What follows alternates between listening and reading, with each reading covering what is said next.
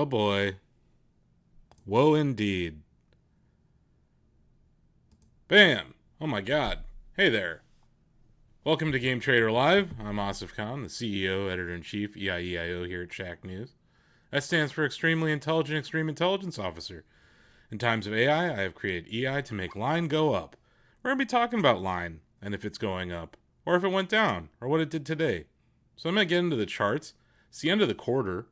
So we're going to take a look at some quarterly charts, give us some ideas on the macro directions of stocks. We're going to talk about fundamentals as well. But yeah, let's get into it. This is a chart of the volatility index. I figured this would be a good place to start today, as things have been rather volatile of late.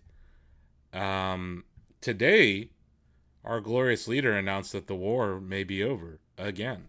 So if we're talking about the strat, which is the technical analysis strategy that I have been trained in from my mentor, the late Rob Smith, we had an inside day on the volatility index and down. So yes, Friday, the VIX went from a low of 27.54 to a high of 31.65. Monday, it traded inside of that range.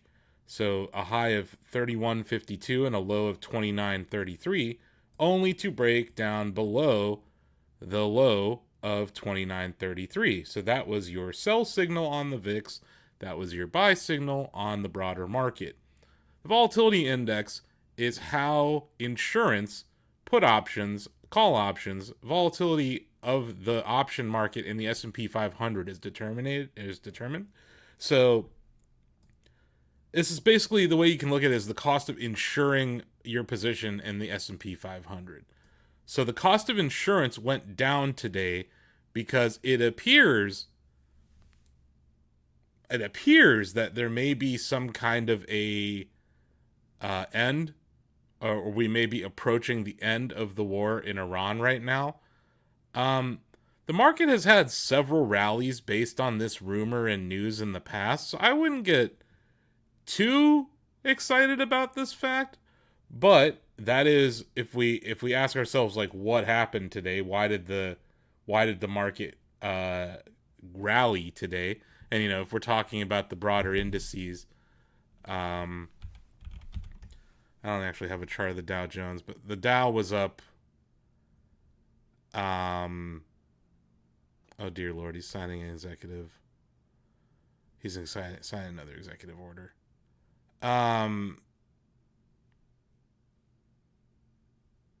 Limiting mail-in. Oh, great, that's great.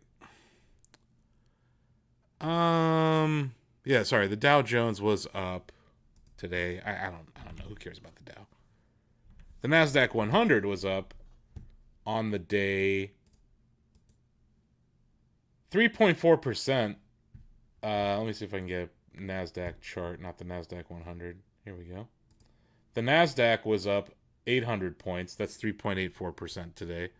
Yeah, the news is that the United States will leave Iran in the next 2 to 3 weeks. Now, you may be asking yourself, Asif, why are we talking about Iran? This is a show about stocks. Well, this market's been selling off pretty hard for a number of reasons, but one of them being oil and how it's related to everything in the economy, but also just the impacts of a war in general. Various countries that export to the United States or create things that the United States need have supply chains that depend on the Strait of Hormuz being open, which is this area in the Gulf that the Iranian Republic or whatever, whoever's in charge of Iran right now, you can figure that out for yourself. They've been shutting it down either through threats of mines in the water, actually attacking ships, all sorts of stuff. It's made shipping through there very difficult. So that's impacted the price of oil. That's impacted the price of liquid natural gas. It's also impacted the price of helium. And helium is something that is used in semiconductor manufacturing. And if you look at the semiconductor index, it's down quite a bit here in the last 5 weeks. It peaked right before the war in Iran began at around four. This is the SMH ETF. It peaked at 427 and 94 cents, and it bottomed earlier this week at 359 and 86 cents. So you're talking about over a 10% drawdown in the whole semiconductor index. And you've had other stocks in the SMH that have had really brutal sell-offs even in the past few weeks. Micron hit a high of 471 and 34 cents. It's down earlier this week. It was down to 311 and 49 cents. That's over like a 30% drawdown in 3 weeks. They had blowout numbers. So we're going to get to the quarterly charts here in a second, but I just wanted to draw attention to specifically the semiconductor industry and why I think it's something to pay closer attention to. You have an outside month in Micron to the downside. So this is interesting. You had an inside month, outside month. That sets up for an interesting beginning of the next quarter, although that is a very wide range that it traded in the month of March.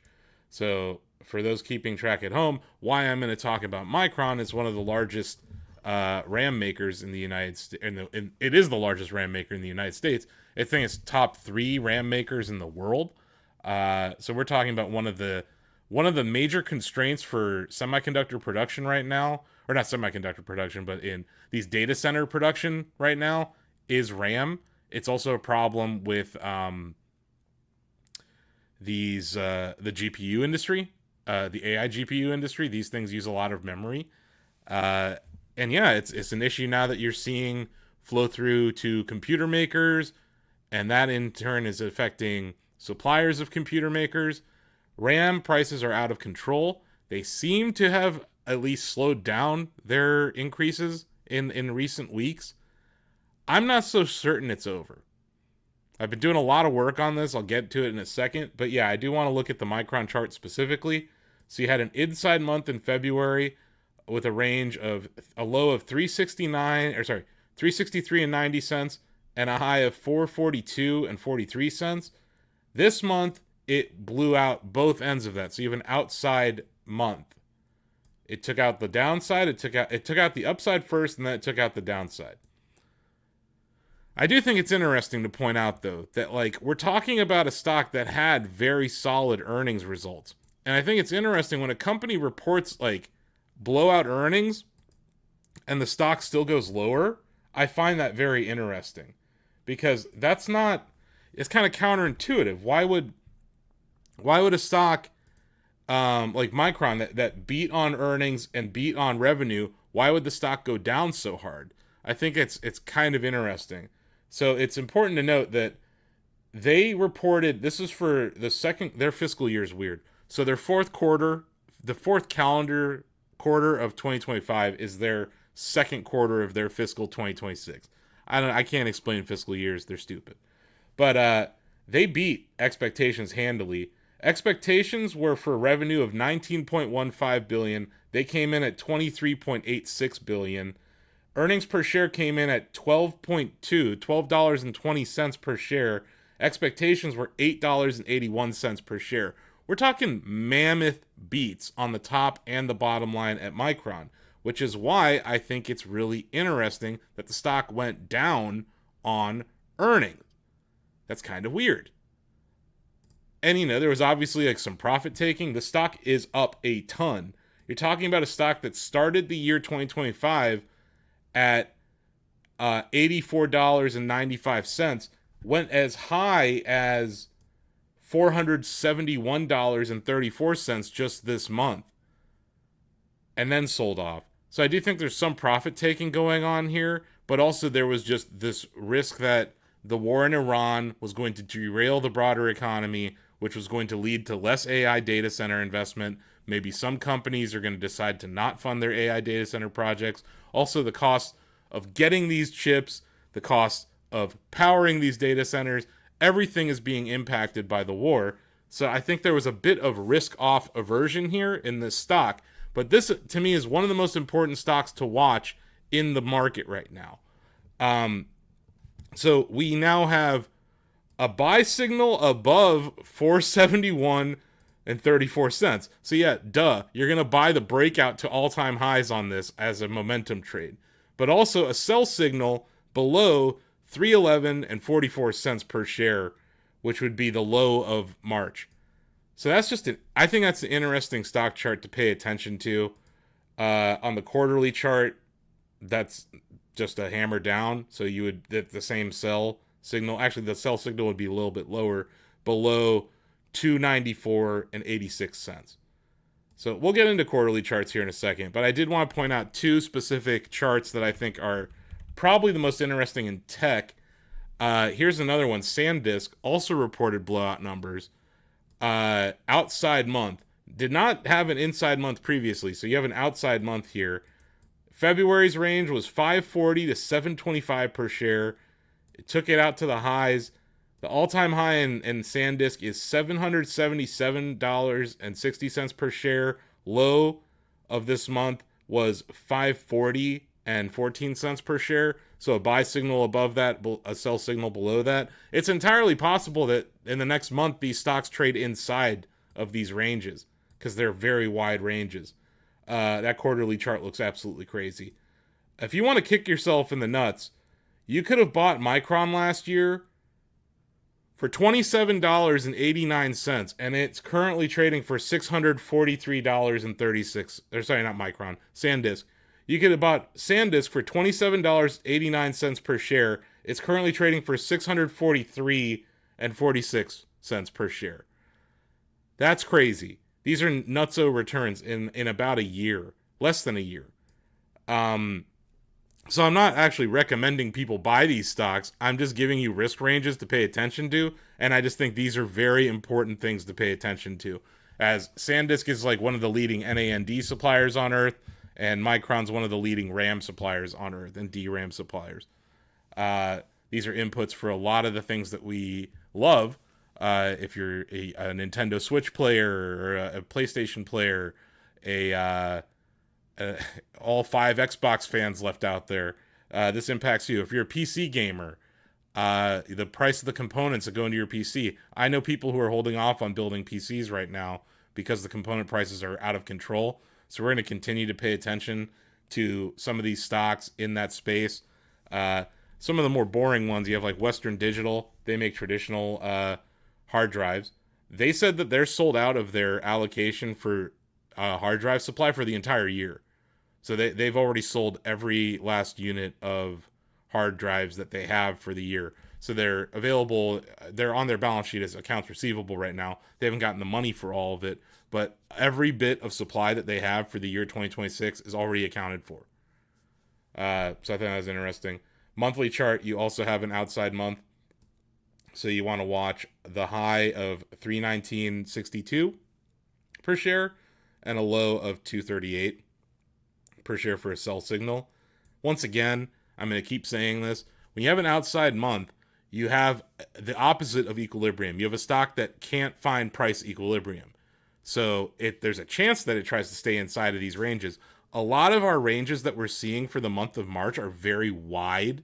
So it's entirely possible that we trade inside of these ranges. So I'm not saying, hey, buy this, hey, sell this. I'm more just kind of drawing people's attention to these stocks. So you have Western Digital, I think it's Seagate. I don't know, Seagate? Yeah, STX. Seagate, a little different looking on the monthly chart. But also in that storage space in that storage technology space, I would just pay close attention to all of these companies. No actionable signals, other than it basically did nothing this month. Opened at 393.59, closed at 394 and 1 cent. So basically round tripped to do much ado about nothing for the month. But yeah, those would be like 3 U.S. traded storage stocks that I would pay attention to. Seagate, Western Digital, SanDisk. And then on the memory side, I would pay pretty close attention to Micron. We should probably talk about the largest company on Earth. I don't know if they still are. I think they are. Nvidia also had a whole lot of nothing this month. Actually, let's look at the quarterly chart on Nvidia. Did not stay inside quarter. Uh, we did point out a monthly sell signal in this stock. Um, it did play out just a little bit. Uh, so you had an inside month in at the end of the year. It reversed back into that range to start January. It did break below that. The low of January was 177.61. It did break below that, hit a low of 171.03, and then continued that the next month, hit a low of 164.27. So we are seeing weakness in Nvidia. And the question I have, and this is kind of a larger question about the broader stock market, but specifically these very large companies, is at a valuation that these massive mega caps are trading at. In the case of Nvidia, we're talking about a $4.2 trillion company. When you're talking about a $4.2 trillion company, at one point it was a $5 trillion company. Who is the greater fool? Like, who's going to be the person to buy this up here? And I think that's what we're seeing in a lot of these stocks, is that it's hard to say who like was not buying Nvidia down here at 25 or at 100 even, and is buying it up here in the 120 and 170s 800 200 range. Same thing in SanDisk, right? Like, if you weren't buying SanDisk a year ago at 80 or 50, are you buying it here at 640? I'm not. Maybe I'm wrong. I might be wrong, but I'm not. So Nvidia had a rev strat to the downside. It kind of happened in February, and then you saw a little bit of continuation. So you did have a. What's interesting is you had a delayed rev strat. You had a rev strat in January, followed by an outside month in February, and then a slight break below that in March. So it hasn't been easy to make money trading Nvidia. I've kind of been on the sideline here, but I did get out of Nvidia from a long side last year when I saw some of those reports out of their when I read their 10K, or I believe it was their 10K or their 10Q, it must have been their 10Q, where they disclosed, it was their third quarter results, where they disclosed that basically their $100 billion opportunity to invest in OpenAI probably wouldn't happen. And it did, but they ended up investing a whole lot less than they originally intimated that they were going to. So we reported that on Shack News. Let me see if I can find that story. Yeah, here it is.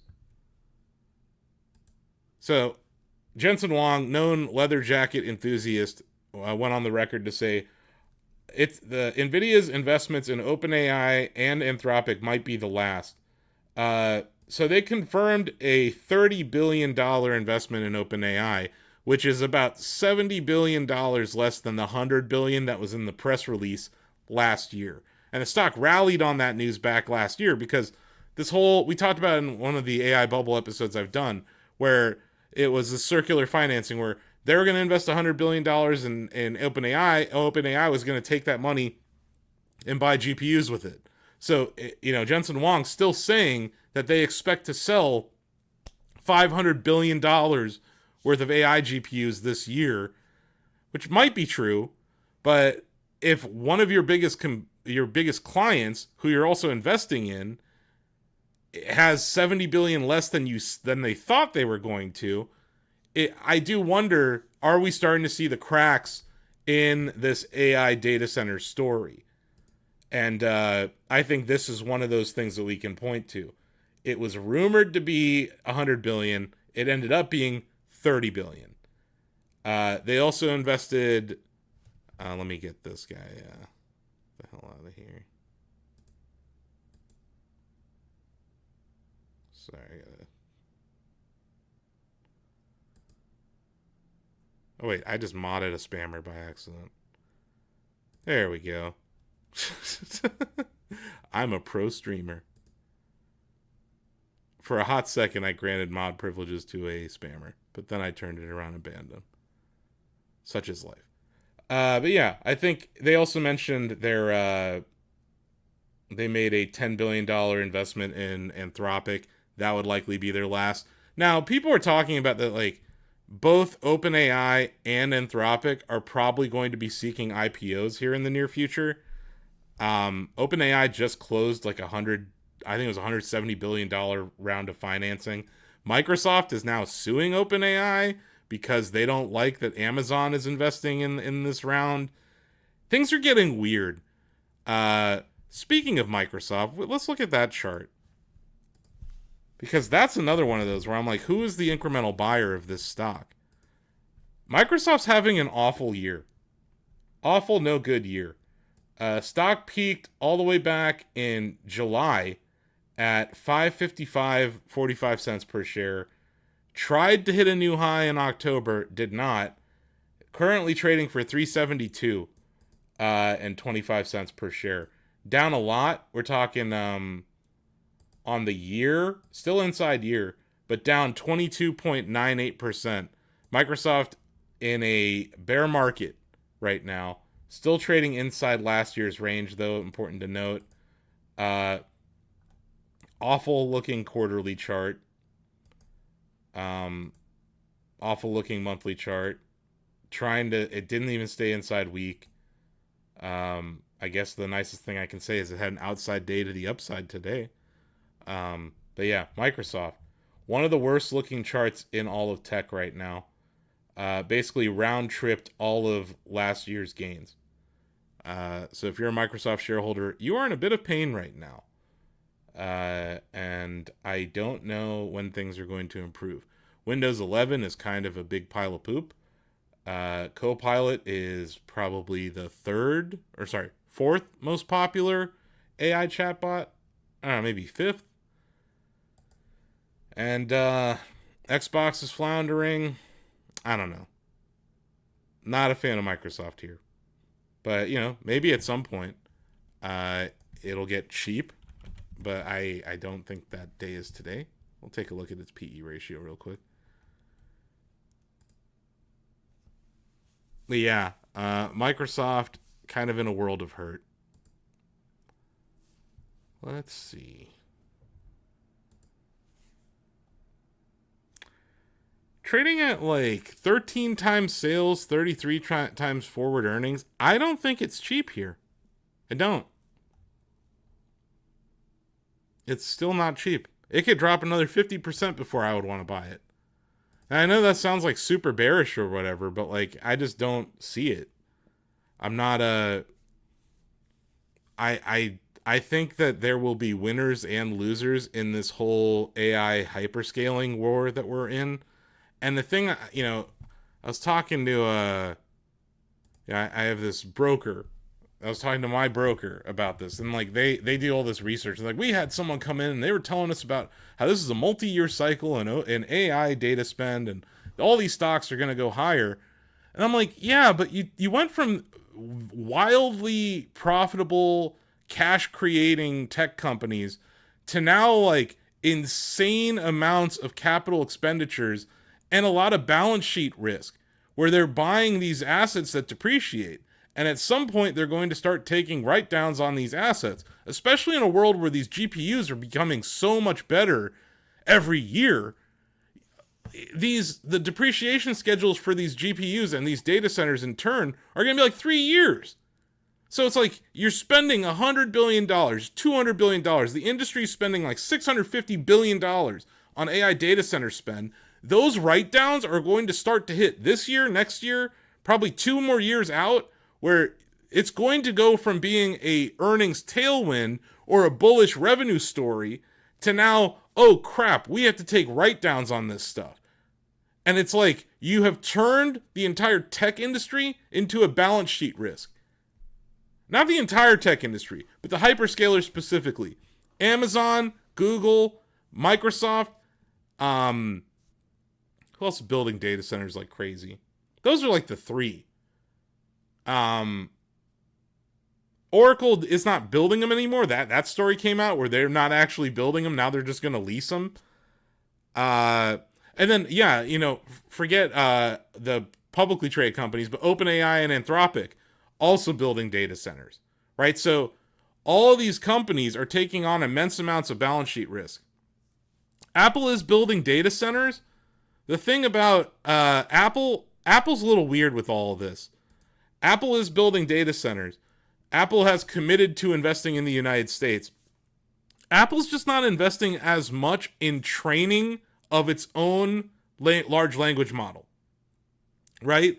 So Apple is instead letting Google handle a lot of that. They announced that partnership with Google where they're going to basically Siri is going to be built on top of Google's Gemini tech stack. So a lot of the training, a lot of the inference, maybe we'll have to wait and see WWDC in June, but like Google is kind of taking on a bunch of risk because what I think's interesting about Google though specifically is I still think they're the winner in all of this because we look at Google's chart. Their stock's down. Everyone's stock is down. They had an outside month to the downside. What I think's really interesting about Google specifically, they have YouTube, they have Street View with Google Maps, they have DeepMind, and they have search, right? They have Gmail. They have all these different avenues where their users have already agreed to have the data trained on, right? And they own that data set. So Google has this massive database that they're now monetizing through AI. You're seeing it with Google Image or whatever they call it, Google Drive with Nano Banana, the image generator, or their I think it's called Veo, their video generator. Like we have given them. I'm actively giving Google content that they can then turn into video content, right? Like, so I think Google's interesting in that they own a lot of the data that they are training it on. That's different than OpenAI. That's different than Claude or Anthropic. That's different than Microsoft in a lot of ways. So I do think that's one interesting part of Google. The other interesting part of Google is that they're making their own TPUs. They're making their own training processors, and they're building their own data centers with it. So they're like the most vertically integrated AI company, I would say, out of all of them combined. But you're right that Apple is building their own data centers. But that's largely because of iCloud. That's largely because of the other stuff that they're doing with like Apple TV. And also because Tim Cook is attending Melania premieres at the White House and shit. So he has to say he's doing stuff. They're making glass in America now. So like you are seeing Apple invest in America. But when it comes to the AI space, I don't think they're taking nearly as much balance sheet risk as the other companies. Google's taking a lot of risk, but they're doing it in a way that I think's a little bit more intelligent. But what we're seeing here is the companies with LLMs that are having to ramp up on inference infrastructure, they're the ones that are spending like crazy because inference requires way more data storage and way more bandwidth than creating a model trained on data from whatever day and then shipping it. So it's really an interesting thing where I think we're seeing this endpoint. I'm not saying it's the end of the AI bubble, but I think we're starting to see a plateau in the benefits of each version. So, like the jump from ChatGPT 3 to ChatGPT 4 and then 4.0 were like huge. To 5, it wasn't as much. Now it's like 5.2 or whatever. The same thing with Claude. We've seen huge jumps in Claude. Like I'm not going to say that Claude isn't impressive or whatever, because I do think there is doing some things that are interesting in the space. But I had this perfect example of an interaction I had with Claude. God, it must have been about a month ago when the war was starting. I asked Claude, hey, when is the war in Iran going to end? And it didn't know. It didn't even know there was a war in Iran happening. Let me see if I can find that interaction.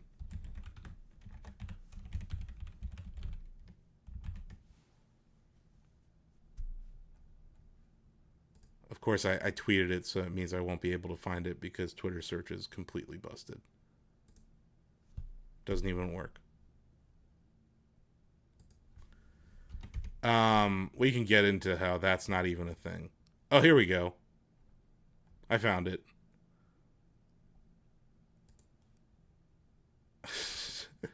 So yeah, let me just give me 1 second here. And yeah, Google building Siri, rebuilding Siri is kind of hilarious.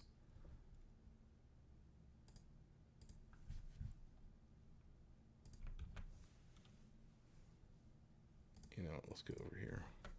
Oh, that's another one.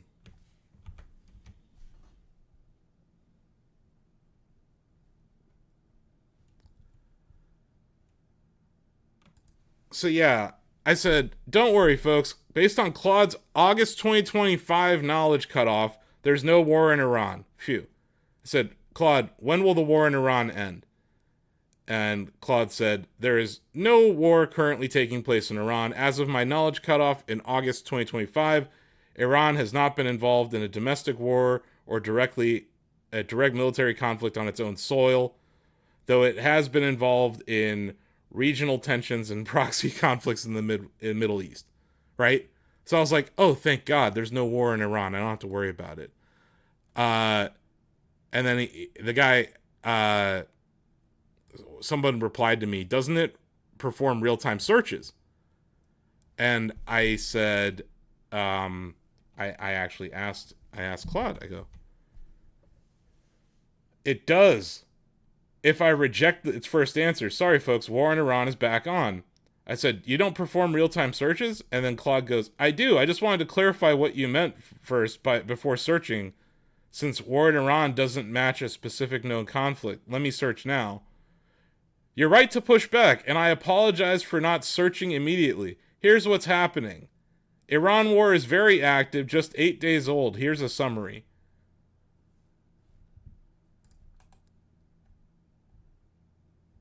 And then I think I even did another. I think I did another thing where it was like, I asked it. I think I asked it like something like, "Don't you realize that you saying this makes me trust you less?" It was just interesting because I think what's going on there is kind of my point about inference.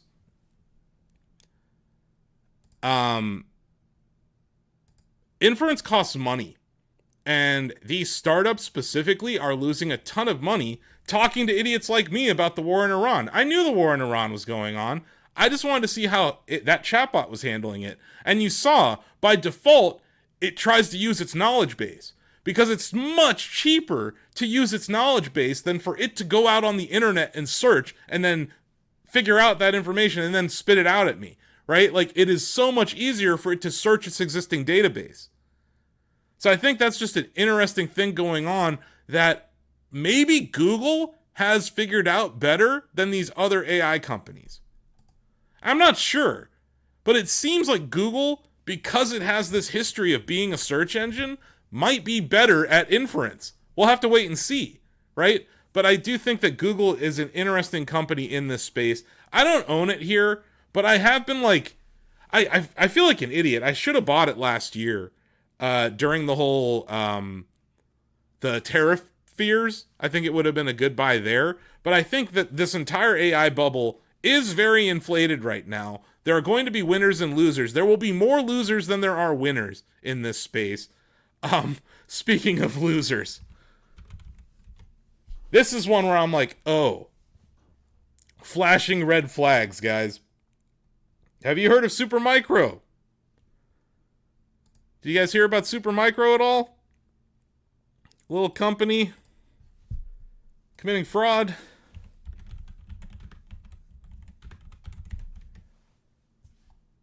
This is an interesting story. Supermicro co-founder was charged with smuggling NVIDIA AI chips to China. 30 years of imprisonment being faced by this guy. They had cardboard box versions of these GPUs in data centers in America. We're talking about $500 million worth of Nvidia chips were being smuggled to China. Um, this is not a good company to be invested in when, their co-founder and a sales executive and a general manager and a contractor, they're all out there committing fraud. So you had a stock that was once valued at 122.9 per share, trade as low as 1948 per share. This is one of those companies that it was up 8% today. So like, whatever, Asif's wrong. It was up today. Obviously, Glorious Leader's announcement had something to do with that.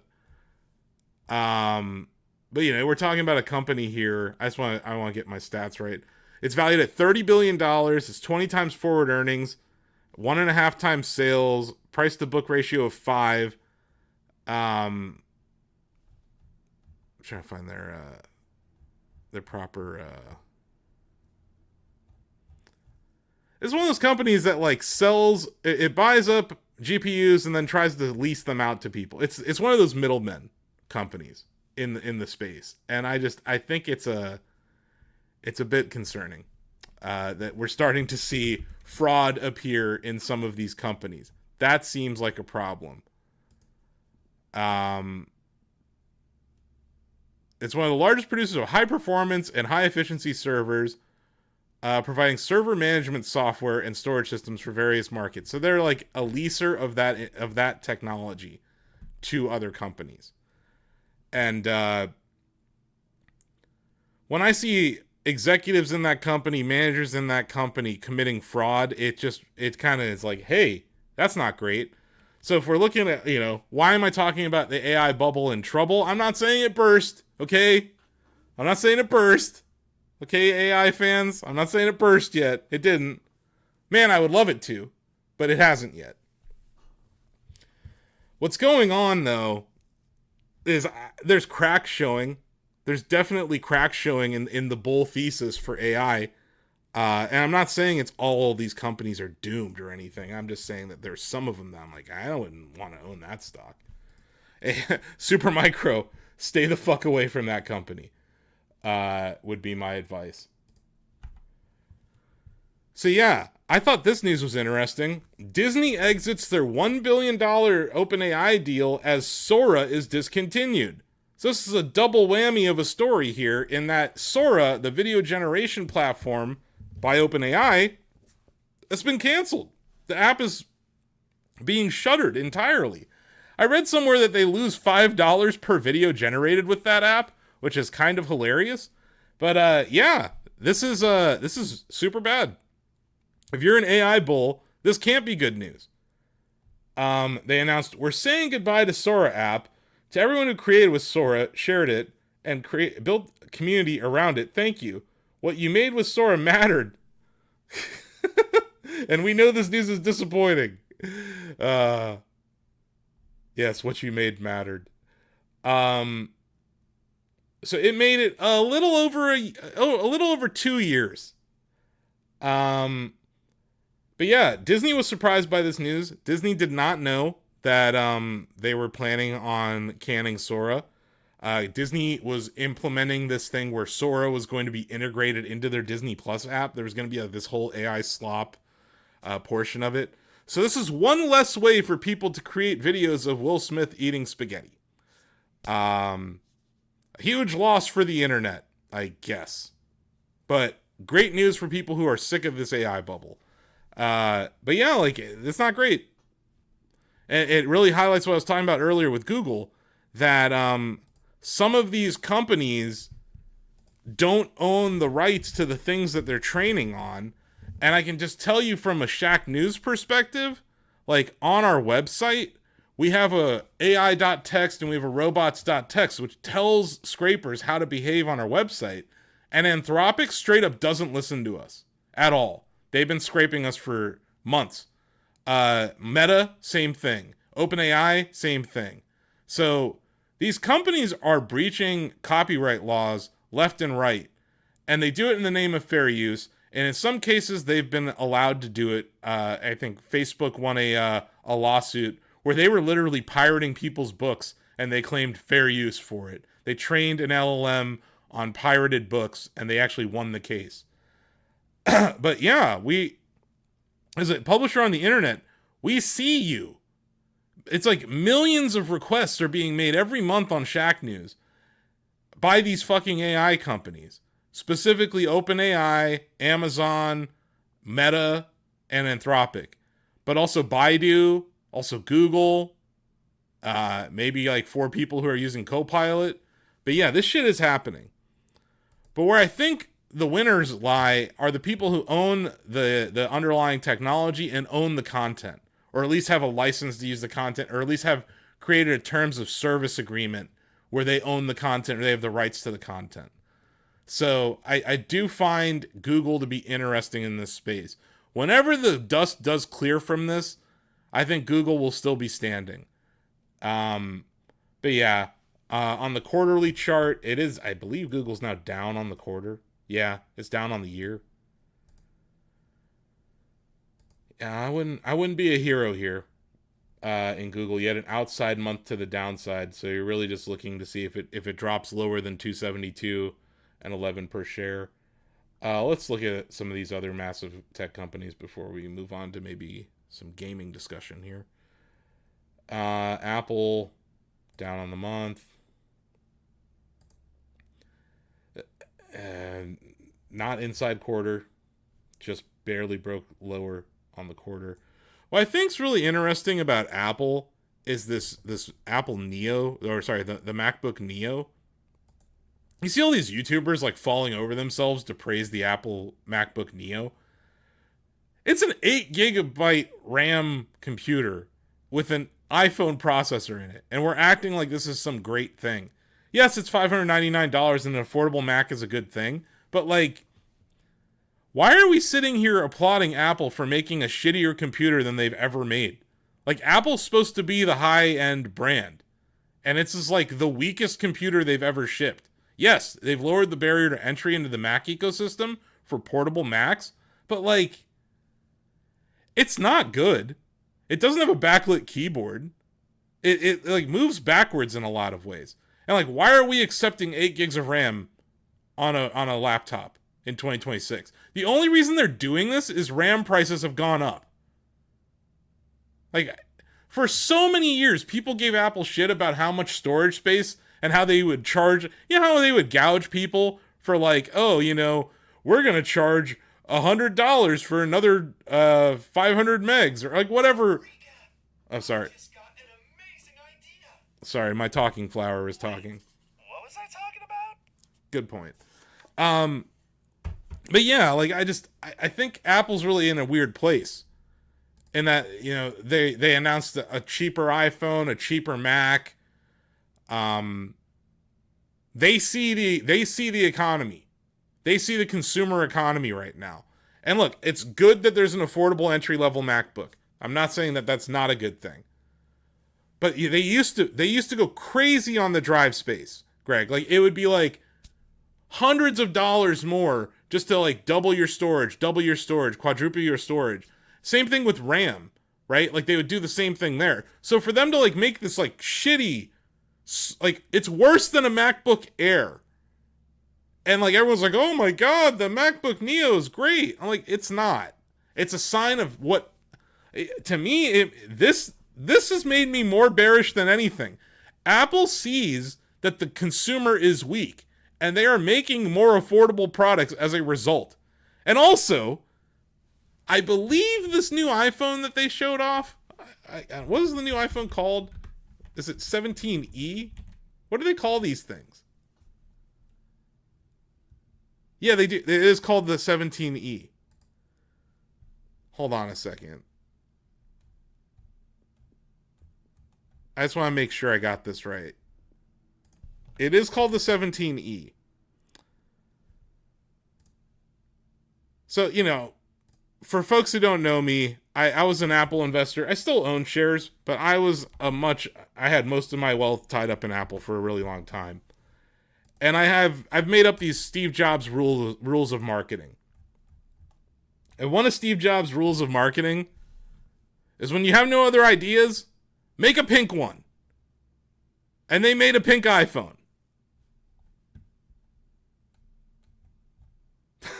Like, the 17E is pink. And we're talking about 256 gigabytes of storage. Like, this is not the high end, but they made a pink one. They made a pink one, Greg. And yeah, it's the most affordable mainline. There it is, in all of its greatness. You can get a pink iPhone. But yeah, $599.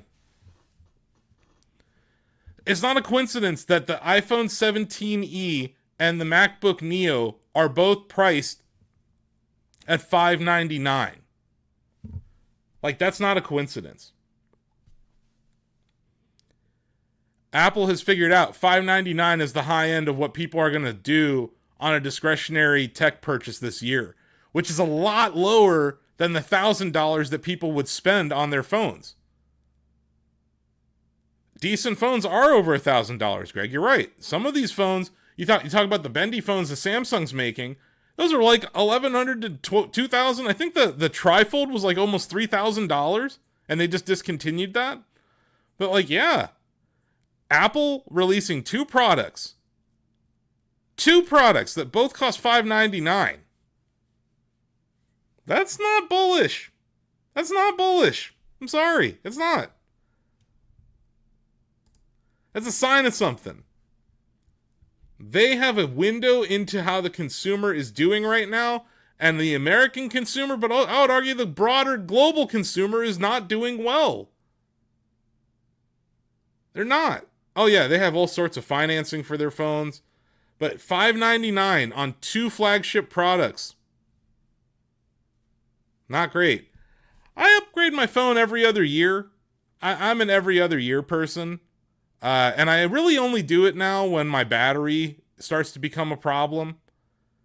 Yeah, and obviously I have money, so it's not going to be like, I'm not like as price sensitive to stuff, but for me it's just when the battery performance gets so bad, that's like when I usually break and I'm like, fine, I'll buy your new phone.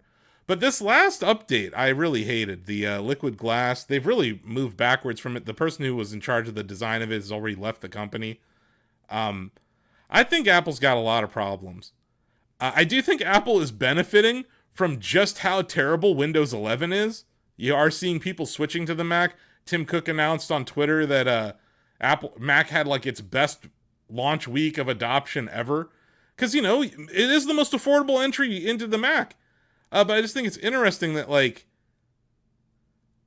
no, they're never going to do that, Greg. Because they're never going to, like, Greg's like, yeah, they need to chill and maybe do a new phone every 2 years. They're not going to do that because there's always someone who's going to buy the new phone because not everyone bought it on the same track, you know, so it's going to be staggered. Some years, one person's going to buy it. Some years, the other person's going to buy it. Like, me and my brother are kind of like that, where he gets the phone one year and I get it the next year kind of thing. So, like, they're going to have a new phone every year. They are. It's like having a new Call of Duty every year. Like, someone's going to buy your stupid COD. Or everyone's, you know, Madden. Like, iPhone is like the Madden of consumer electronics now. Like, someone's going to buy it every year, Greg. So they're going to have something. And some years, they don't really do a whole lot. Some years, all they do is switch the camera sensor in it. Other years, they, like, vastly change the form factor. Well, oh, you say that it didn't work out great for Madden. Greg, Madden's one of the top 5 selling games every year. So it's like, I'm not saying it's a high quality product. I'm saying it sells well.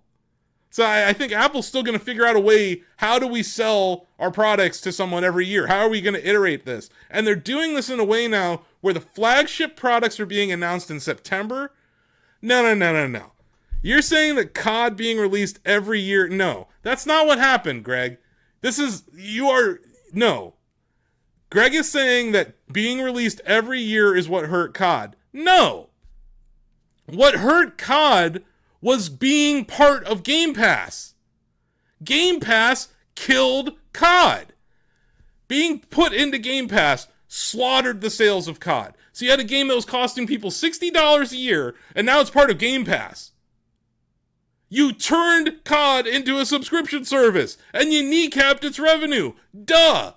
That's what happened, and that's Microsoft's fault. COD had its own problems. The yearly releases, not every single one were good, but they were still showing up in the top 5, top 10 sales every year.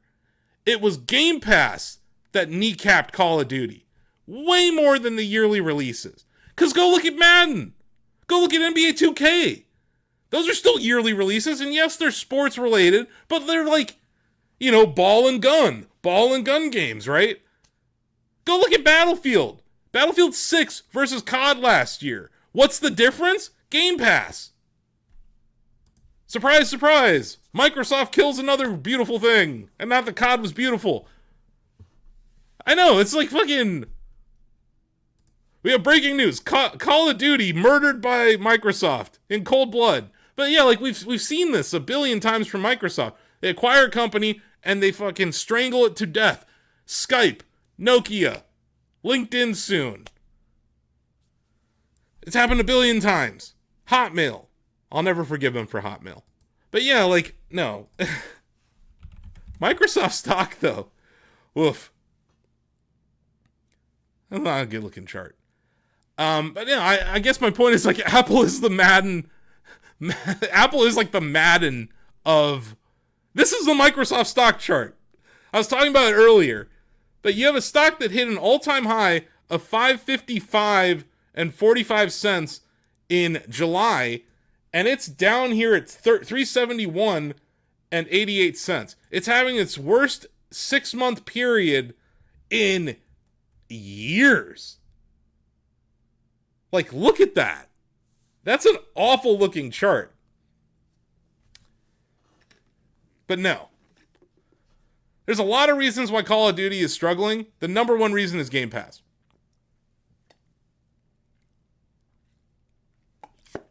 And I think you're going to see a shift in Microsoft away from Game Pass. Oh, they're going to shove Copilot in everything. They shove Copilot in everything. Such a waste of time and a waste of money and a waste of resources. But going back to Apple versus Microsoft, which I know, an argument as old as time at this point in tech, I think Apple is benefiting from Microsoft having such a bad showing with Windows 11. And then Apple's like, well, we can take some of this market share in the PC space if we release an affordable computer. So that MacBook Neo, I don't like it. It's not for me. I have a MacBook Pro with an M4 in it. I absolutely love that computer. But like, obviously, that thing costs thousands of dollars. To be able to get into the Apple ecosystem from a computer perspective for $599 is not a bad deal. Now, the problem is, it's not a gaming PC. Most Steam games won't run on it. But it is like, if you're just doing word processing, internet browsing, taking notes, like if you're just a student, it's a pretty decent price for a computer. And Apple has that $100 discount for students. So you can actually buy that thing for $499 if you're in college. So it's not that bad at all. I think that they're being... But I just think that the fact that these products exist in this moment is a signal from Apple that they see the consumer weakening. Which goes back to like what I was teasing in my promotional video for this show. Shit's expensive. Everything in the United States has gotten more expensive this year. Our healthcare costs have gone up, our energy costs are going up, and our fucking gas prices are going up now. So that's natural gas prices, which hits my electric bill. That's gas prices. If you have a gas-powered vehicle, that's hitting everybody. Even if you don't drive a gas-powered vehicle, something that you buy is being delivered to you via gas-powered vehicle. Yeah, California's at $7 a gallon almost. It's over $3 here, which is like a ton for Ohio. I don't know. I have an EV, obviously, but like it's still a problem.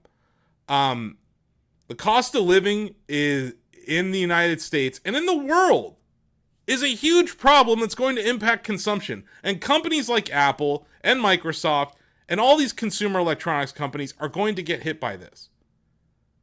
You're seeing it in the fast food industry.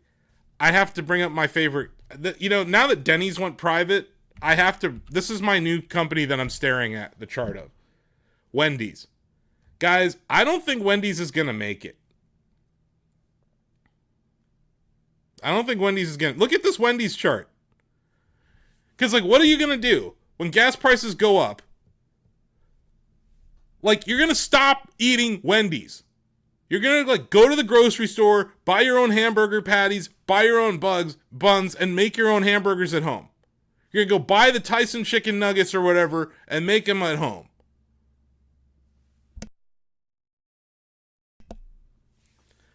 And also, like, yeah, Wendy's is not doing well. Just the price of their products, everything's going up in price. It's not enough to, yeah, the Frosties aren't enough to draw you in there. Now, I'll say this. Look, that spicy chicken sandwich is still mighty fine. I still fuck with the spicy chicken sandwich. But, like, Oh, it's 7 p.m. thank you, Wonderflower. What's up? Feel like you're missing something? I'm missing Dave Thomas is what I'm missing. But yeah, like I do fuck with the spicy chicken, man. That spicy chicken sandwich is legit. And like gun to my head in an airport, if there is a Wendy's, Burger King, and McDonald's and Chick-fil-A and they're all within the same area, I'm going to Wendy's. You know what I mean? Like that's where I'm going to eat. When that is like I'm in a freaking airport situation and those are my only options.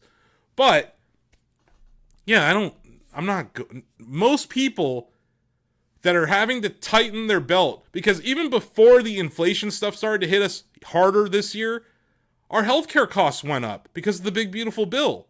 So like there's just so much going on right now that I think Apple releasing two $599 products this year is a sign of where they see the economy. And they're one of the largest companies on earth. So they kind of see trends in consumer behaviors before other companies would. So I'm not saying like, oh, sell the market because Apple released cheap products. But I am saying it's a sign of something. And they are lower spec technology devices. We're seeing tech actually get worse. New tech released with worse specs. And that sucks. But yes, I'm worried about Wendy's, you guys. And no, I'm not buying the stock. Like, it's not, it has a problem. Like, this stock has a problem. You're talking about a $1.3 billion market cap. It pays out a dividend of 8%. It trades at 15 times book value. It's below a 10 PE ratio. It's got a massive short interest. But the problem is they have $300 million of cash and $4.1 billion of debt. This is a private equity deal, leveraged buyout, that then they did an IPO with it. So, like, it's going to go bankrupt. It's going to go bankrupt. Like, it's going to. It's just a matter of time. Because, and then that dividend, right? Oh, 8% dividend, that's a great yield.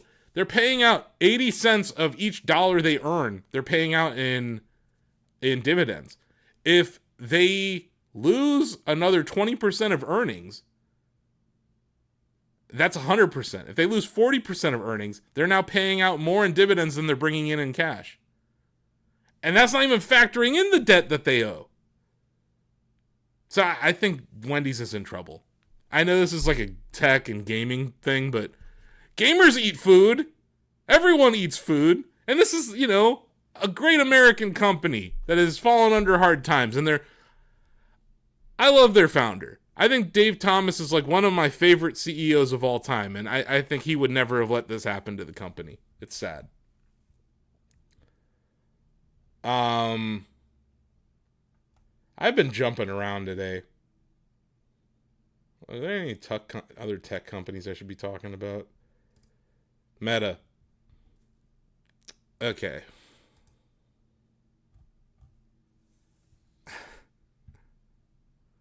You don't even have a Wendy's in this. You know what? California has always been kind of a untapped area for Wendy's. I think with the In-N-Out fervor that you folks have, there's a lot of In-N-Outs. You guys also have a lot of Carl's Juniors there. That I think it's a tougher market for Wendy's to penetrate. I remember like when I lived in Redondo Beach, Greg, the closest Wendy's was in Torrance, and I think there was another one in Artesia, but there was like not one in Redondo Beach. Um, but hell, the closest In-N-Out was in Inglewood. It's just expensive. California real estate's expensive, but usually like inland in California, you see more Wendy's. Um, Wendy's was founded in Ohio, so we have Wendy's all over the place here. They're all over. But yeah, Meta. You know what I don't talk about when I talk about the AI race? I don't talk about Meta. This company is dead last, and they're spending like drunken salesmen or drunken sailors, drunken salesmen too. Um, Mark Zuckerberg is hell bent on just spending all the money. He thinks that he can buy his way to coolness. He thinks he can buy his way to being the best LLM. Uh, if Google or whatever, sorry, if Meta just stopped being everything it isn't and just focused on itself, they'd probably be a good company. Because they make a lot of money off of ad revenue on Facebook and on Instagram. You could argue that the best value for advertising on the internet right now is Instagram. Probably the highest conversion rate for ads on the internet. I can tell you that I've bought more things off of Instagram ads than any other ad on the internet. But instead, they're investing a crazy amount of money in AI.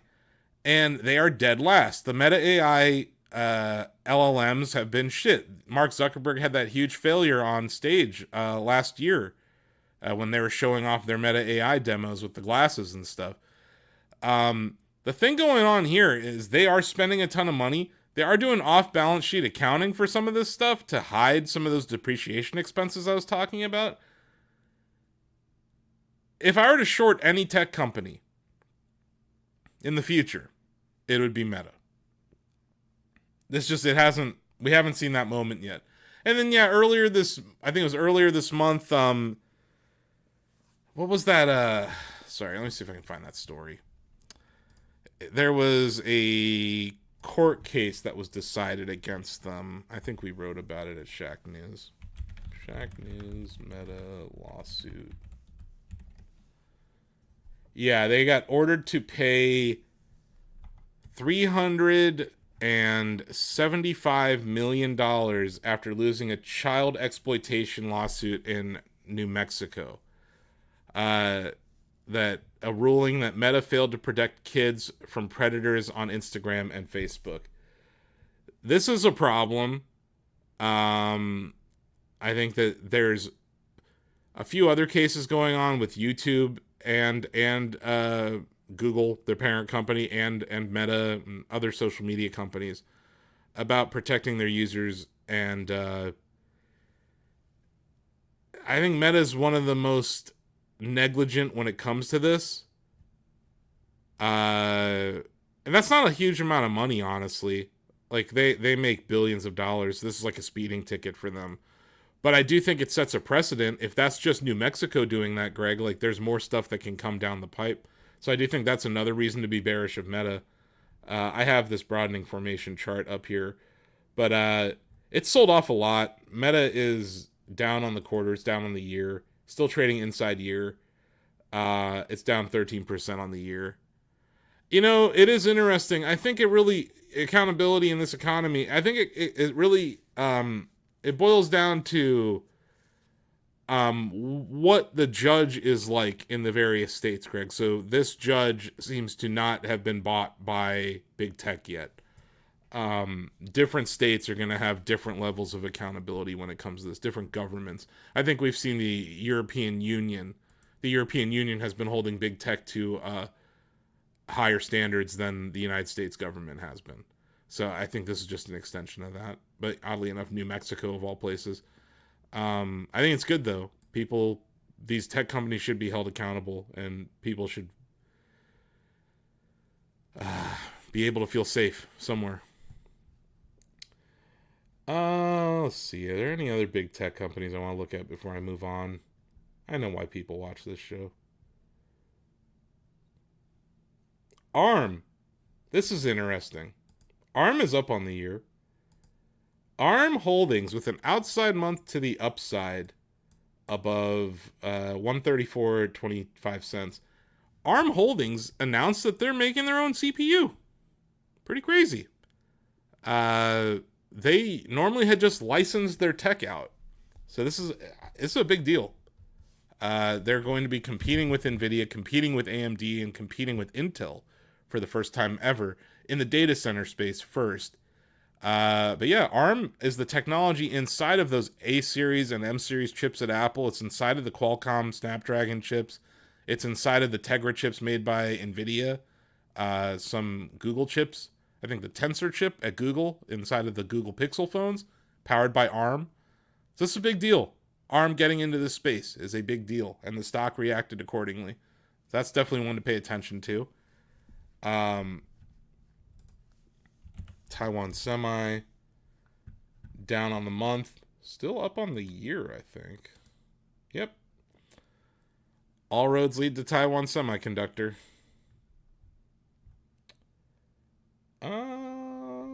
Let's see.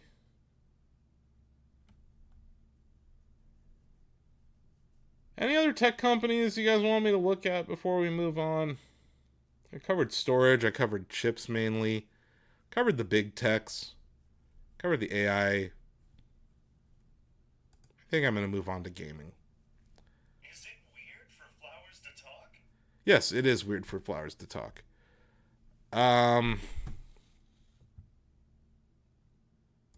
You guys just want me to talk about Nintendo. You're like, Dance Monkey, tell me about my Nintendo stock. Right? Isn't that where we're at? Is that the part of the show we're at?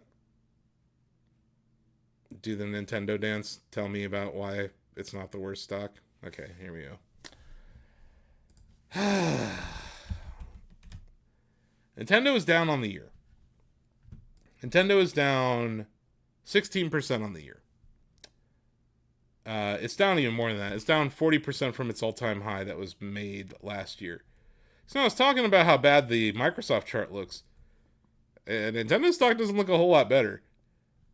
I wish we had like the flashback feature where I could be like, hey, remember on this episode when I said that we were probably at the top of the range? Well, when I said that in August of last year, we were at the top of the range. And it sold off hard. Here we go. So this was August of last year. Nintendo hit an all-time high of $24.92 per share. It proceeded to go inside month, tried to do a rev strat, failed to the downside, and then puked and puked and puked. Oddly enough, up on the month. Up on the month of March. Just barely. I was wrong, though. It did not bottom in February. Last episode, I was like, maybe it's bottoming. It did not. I believe I was pointing out an outside week at the time. I was like, hey, maybe this is it. And it was not. Oddly enough, it bottomed the week after at 13.05. So where do I think things are going? Obviously, I've owned this stock and I've been buying this stock. So I must think it's going higher, right? I do. Now, do I think it's going higher tomorrow? Maybe. I think it can go lower still. I have these two lower trend lines here. I call this uptrend the Nintendo Switch uptrend. It began when the Nintendo Switch was announced and then released. And this upper end of the band has kind of provided a bouncing area every single time the stock has sold off. So you can look at it throughout history. Nintendo hits this uptrend, sells off back down to this down uptrend. So it's a broadening formation. It's a series of higher highs and higher lows. So, do I think we're about to make a higher low, or maybe we already have? Possibly. But if this trend continues, the stock is probably going to approach $12 a share before it bottoms out. So, what would cause that? Well, we have earnings coming up in 5 weeks. Okay? So, May 8th, Nintendo will be reporting its fiscal year 26 earnings, and they will be providing their full year guidance for the fiscal year 2027. So that's where they say, we're going to make this much money, we expect to sell this much, and we expect to sell this many units of the Nintendo Switch 2. They are serial sandbaggers, under-promisers so that they can over-deliver. Now, they have promised their current guidance is for 19 million Switch 2s. Oh, hey Triton, sorry, I just saw you on there on YouTube. Shout out, or Tristan. But yeah, Nintendo expects to sell 19 million units in the first however many months, June 5th to March 31st of this year. So we will have an idea of what they expect to sell in year 2 of Nintendo Switch 2, basically. We will also know what they expect the impacts of the RAM price increases will be, the NAND price increases will be, the demand situation I was talking about with Apple. Do we think that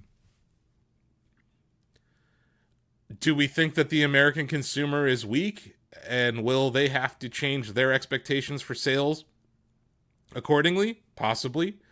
So things to pay attention to. May 8th.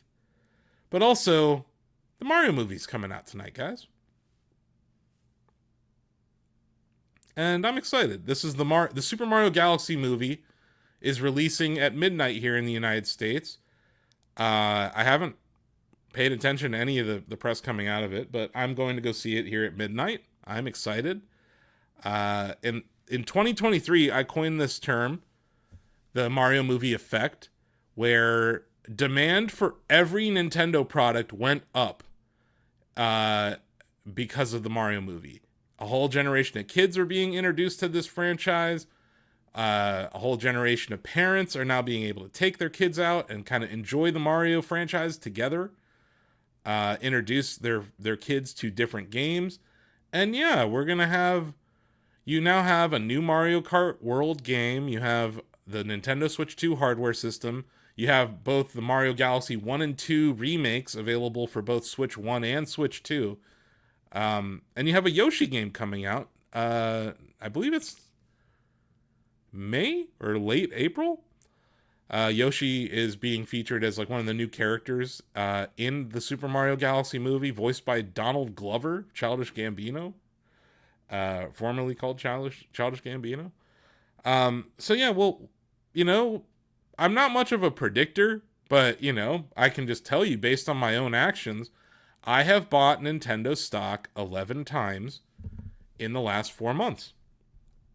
I started buying it at about right here in the 17 area, and I've been buying it all the way down. And then this lovely bar here, this is the Pocopia bar. When the Pocopia news came out, the stock went up from 1354 all the way to 1618.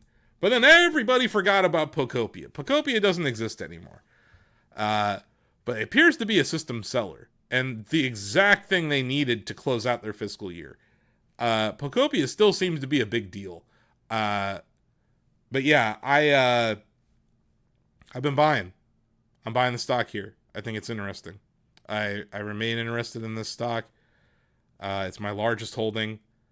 I even just anecdotally, I sold my TKO stock to buy more Nintendo stock. I liquidated my TKO a little bit lower than here. It was around like 193 a share. I bought it at 143. I just took my gains. I think TKO has problems that are WWE WrestleMania related, with the sales of those tickets struggling, the quality of the brand struggling. So yeah, I've been buying Nintendo stock pretty aggressively. On the technical side, there is no reason to own the stock. It's down on the year, couldn't even stay inside of last year's range. It's down on the quarter. It's up on the month. Barely, but it's up on the month. Up on the week, and it's up on the day. No, actually down on the day. But it appears that the precipitous fall of the stock has stopped. Do I think it can go lower? Yes. Getting back to what I was saying about the guidance. In May, if Nintendo sandbags us, the stock will probably go lower again. And that might be an opportunity to buy it. But my whole thing, do you think that do you think Nintendo is worse off now than before the Switch 2 launched?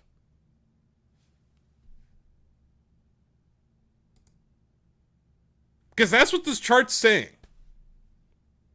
This chart is saying Nintendo is worse off now than when the Nintendo Switch launched. The Nintendo Switch 2 launched. Because Nintendo Switch 2 launched in June. But forget that. Let's just go back to April, right? When they showed us the thing. It was at $15.25 a share. It's currently at $14.15 a share. Is Nintendo worse off now than before the launch of the Switch 2? Now, mind you, the Nintendo Switch 2 is the fastest selling console launch of all time. And the stock is down.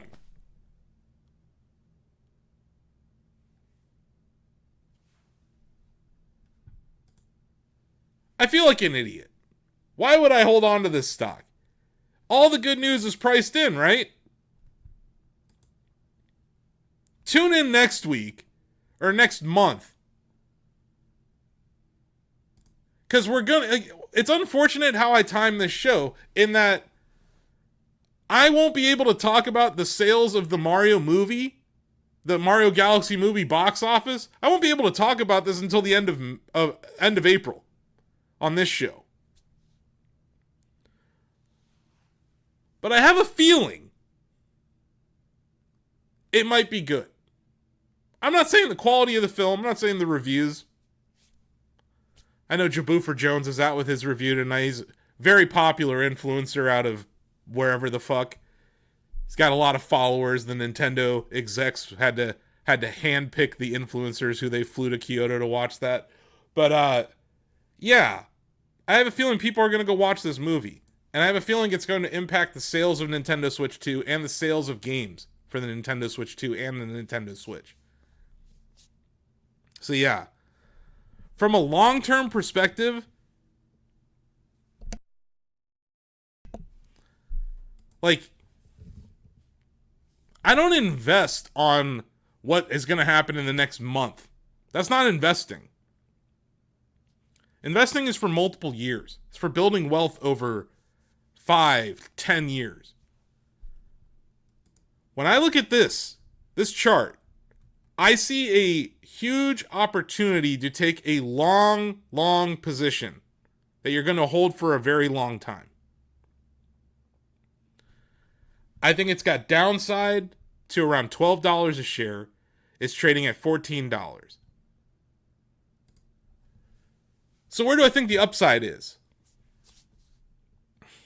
I think it can go to $40 a share. I think it can do it in the next 5 to 10 years. And it'll pay you a dividend while you wait. That's just my opinion. It's based on where I think the revenue is going, what I think is going to be happening on the Nintendo IP side of the business, but also that, like, this Nintendo Switch 2 is a very unique moment for the company in that they have continuity of eShop purchases for the first time. I think that's a really big deal because it's like they've turned the Switch into an iPhone. It's like I'm already in the Switch ecosystem. All of my purchases transfer over. I'm going to get the new Switch 2. It's just a matter of time. If you're already in the Switch ecosystem, you are way more likely to get the Switch 2. And they sold 153 million units of the Switch. So it's like, this is not like the Wii U. This just is not like the Wii U. It's already outsold the Wii U. The lifetime sales of the Wii U, the Switch 2 is already outsold. 17.3 million units already sold of the Nintendo Switch 2. And banger games. Mario Kart World, Donkey Kong Bonanza, Kirby Air Riders, Hyrule Warriors, Metroid Prime 4, which was a disappointment financially, but still a good game. Pokemon Pokopia. Eventually, you would think they might make a Mario game. So, yeah, I think that the upside is to $40. The downside is to maybe $12 or $11. So if I see $3 of upside and potentially $26 of upside, do you understand why I'm buying it so much these days? Does that make sense? Just from my own perspective. You could disagree with my thesis. But given that risk-reward range, it's hard to resist buying the stock here. So yeah, I keep buying it. And I keep looking like an idiot. But boy, I've looked like an idiot before in this stock. Boy, howdy have I. I owned it here. I was buying it down here in the Wii U run-up, in the 3DS run-up, and then a freaking earthquake hit Japan, and I lost a ton of money. I was down 60% on this stock at one point. Looked like an idiot then. Kept buying. This drawdown is bad. It's been bad. And it's a lot of stuff around it. There's the fear of input costs going up. There's the fear they don't have enough games. There's the fear that people are moving away from Nintendo towards mobile apps. All those things that were said about the Wii U are being said again. Except the Wii U had a lot of games that were great. Yeah, I don't know. It's not unlike last setup before the last Mario movie. This is this part of the chart here. Nintendo stock sold off from 1651 down to 933.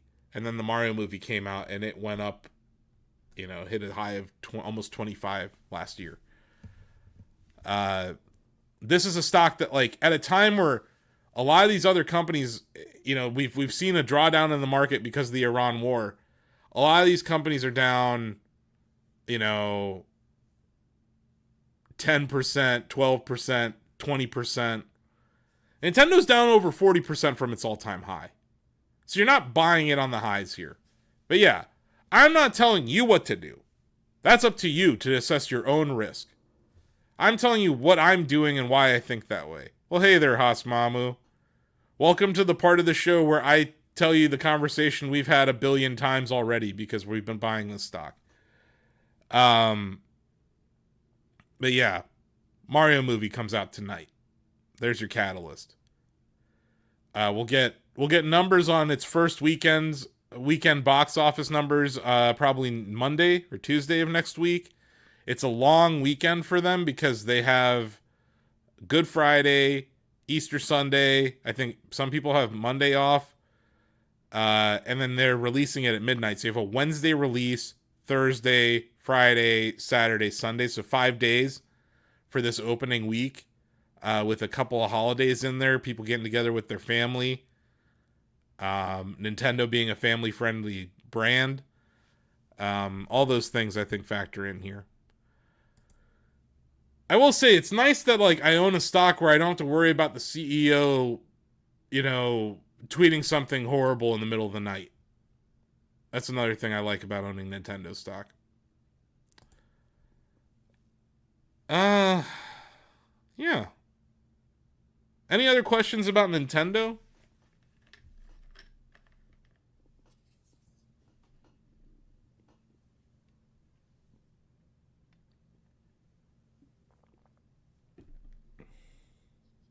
Also, Star Fox is in the movie. To throw that out there. I'm that big of a nerd. Why so long to see the Mario movie effect? Because the Mario movie's not out yet, Greg. We won't get the numbers for the impact of the Mario Galaxy movie for we'll hear something about it on May 8th. That's their next earnings report. But then really that effect goes for a year. So it'll start basically May 8th and it'll continue through the summer. And then it'll probably wrap up in the wintertime. Now, if Nintendo has a 3D Mario game that they release this year, that effect's going to be material. The rumors are that they don't. And if you just look at the way the development worked, like Donkey Kong Bonanza being developed by the Mario Odyssey team and releasing last year, it seems unlikely that we're getting a brand new 3D Mario game this year, and they already have Mario Galaxy 1 and 2 in the chamber. So like if you liked the Super Mario Galaxy movie, you can just go buy Mario Galaxy 1 and 2, right? Like that's like the kind of the easy thing to do. Yes. Now there is a rumor that there's a Star Fox game going to be released this year. Star Fox is not an A-tier Nintendo franchise. And when I say that, I don't mean my personal love of it. I mean like how people view Nintendo IP. Star Fox is not one of the biggest IP. It is a great time to be a Nintendo shareholder. Like it's a better time now than it was when it was at an all-time high. It feels good when stonk go up, but when stonk go up, I got worried. I was like, uh-oh, it's ahead of schedule. I've used this term a lot. You know, when a stock gets up towards that, especially now that we have this very defined broadening formation. Like, look at this chart. Every time it gets to the top part of that triangle, boy, it's time to be worried. Every time it gets to the bottom, it's time to be courageous. It feels like shit. It feels like shit buying the stock these days. Because it's not going up. It hasn't been. I've been posting all the meme videos I can. And then, yeah, I'm glad you brought up Zelda, Greg. It's probably a good point. Oh, yeah, there's a fucking Zelda movie coming out next year. Like, oh, by the way, there's a Zelda movie coming. Do you think they're only going to make one Zelda movie? Mario movie effect plus Star Fox, and then you throw in a Zelda Ocarina of Time remake? Suddenly you have a pretty great year. Suddenly things don't look as bad. All those kids who are like, who is Star Fox? Suddenly things get a lot more interesting. Nintendo is super cagey too. They don't tell you. They don't show their hand. Their whole mission is to surprise and delight their fans. Right? So it's like, I don't think we're going to know what the fall game is for Nintendo until June at the earliest. Which means they're going to provide us guidance for Nintendo's fiscal year before telling us what their holiday game is. And if that isn't dubious as fuck, I don't know what is. Hey, Gamer Girl loves you. Great to see you in the chat. Shaq News World Champion semi-finalist in one of the most epic moments in electronic sports history. Yeah, they can toss any. There's all sorts of stuff they can do. And I think this whole IP world that they're in right now, like Pikmin, Animal Crossing, Splatoon, like there's so much stuff they can do in the video space. Like it is a fascinating time for Nintendo's IP business. And oh, by the way, there's a fucking Pokemon game coming next year. A mainline Gen 10 Pokemon game is dropping next year. But don't own the stock ahead of all that. Don't own the stock ahead of all that. I just listed like 6 catalysts. Like, Oh, dude, give me another Kirby right back at you. Give me another Kirby right back at you. I'd lose my mind. I don't make me pull up my fucking Kirby hype video. I might just do it. I might have to do it. It'll be good B-roll for this. Um,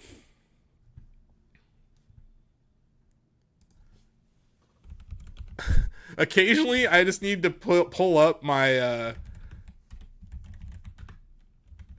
some of my fan made Kirby videos and just use it as B-roll for this show. Here we go. Sorry if the audio plays. Sorry if the audio plays. There's nothing I can do about it. Here we go. But yeah, I agree. I think there's a ton of IP that they can take advantage of and make video stuff for, and then it creates this halo around their whole universe. I really think it's a unique situation they find themselves in. That you don't really see at other companies. But yeah. Yeah, if you think about like then I call it the Nintendo Cinematic Universe. They have Rob the Robot, they have Star Fox, they have Smash Brothers is where we're heading, right? Kirby, huge IP, Pokemon. Um yeah, I think there's a lot of stuff that they can do. Um and I think it all feeds into their ecosystem. There's still the popularity of Pokemon cards. Um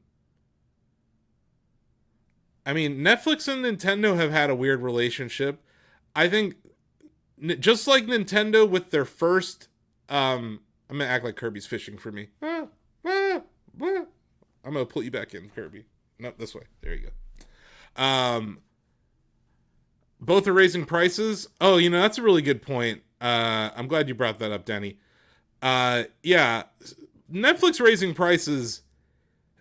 I mean, that's a story as old as time. They've been doing that ever since they've started investing in their original content. And it seems like their subscribers are the stickiest of all subscription services. Like, people are less likely to cancel Netflix than they are other platforms. And they keep adding stuff. So it's not like, if it was a dead platform and they kept increasing the prices, I would have more of a problem with it. I don't necessarily like that they're doing it, but I get why they're doing it. Sony, I really don't understand why the Sony Portal, the handheld device, costs more. Become popular with blank. Catch these bands with blank. Sony increasing prices on their handheld device is really, really interesting.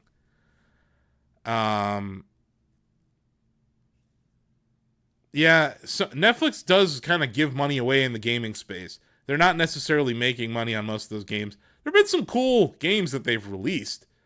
Was it they had that puzzle game last year? Their gaming vertical is kind of strange.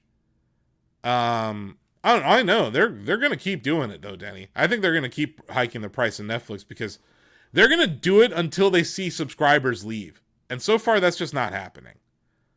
And then they add crap like WWE pay-per-views or whatever premium live events internationally, right? They have a lot going on for them right now. I think they just got some Major League Baseball stuff. They're just getting into live broadcasting, Denny. I think that's like part of the investment. He turned into a semi-truck. Did you see that? Did anyone else just see what I showed on the screen? Did you see it? Did anyone else see that? Kirby turned into a semi-truck to save the world. Anyway. I had to interject. Here. We're going to have to I need to replay that. He eats the entire semi-truck. And he saves the world. Anyway.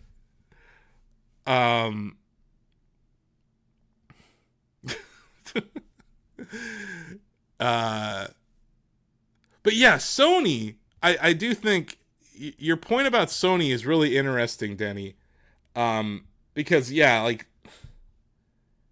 I think there's a broader question to be asked about price increases in the gaming space right now.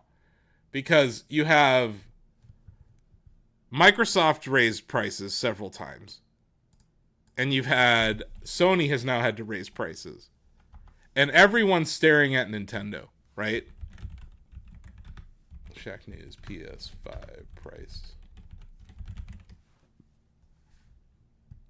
So this news was 4 days ago. What the hell? I don't want Google AMP. This story was 4 days ago.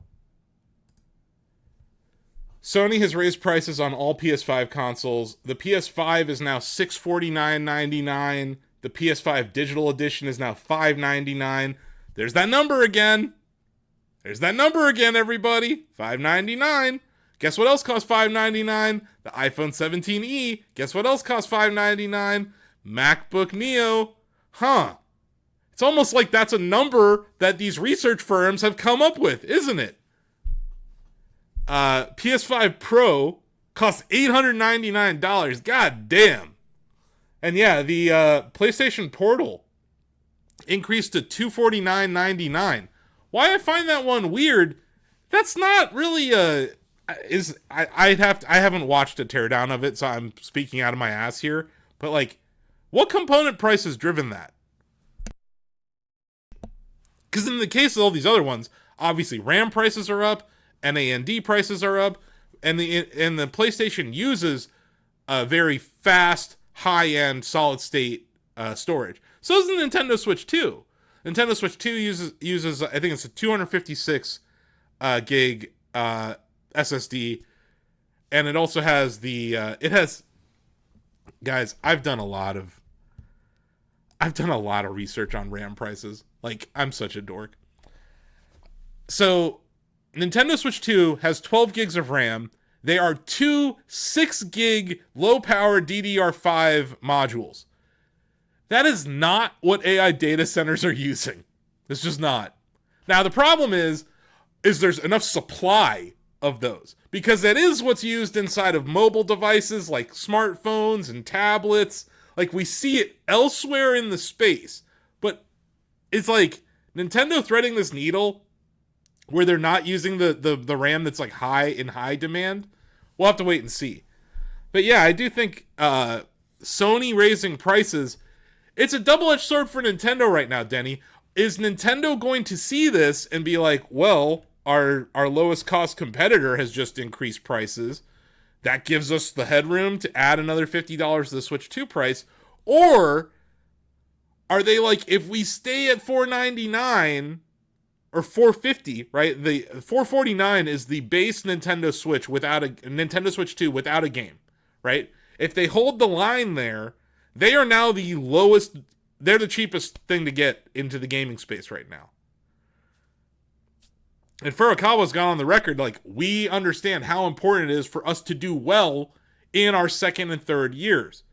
So, like, will Nintendo take the punishment of selling maybe at a loss or close to break even so that they can get more units out there in the world?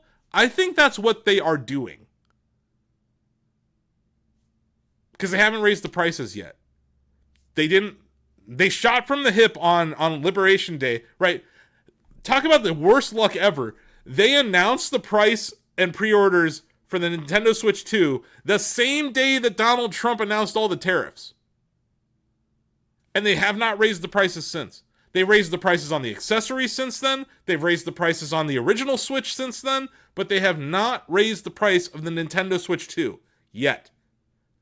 Something to pay very close attention to. But I think they gave themselves some wiggle room back when they announced that price. And I think they're going to do their best not to raise the prices. This is just my opinion, though. You know? We'll have to wait and see. But, like, Furukawa's gone on the record saying, like, the RAM prices are not impacting our next, like, I think at the time he said, like, a year and a half, 18 months. So I think they're going to get through this year without having to do it. It's hard to say. It's really hard to say. But this isn't great news. This sucks. This news sucks. I'll tell you that much. Don't like this news. I don't like seeing the price of anything going up for consumers. And everything's fucking going up in price for consumers right now. So it's like, we're already in a situation where we have less money. Your energy costs are up, your healthcare costs are up. And now this? Like, I don't really like these hey, Oatmeal Man the Fifth. I don't really like these like pro models of the PlayStations. I tend to avoid them. But like, with GTA 6 coming out, I was thinking about upgrading. Yeah, for $900, I don't know. It's mighty expensive.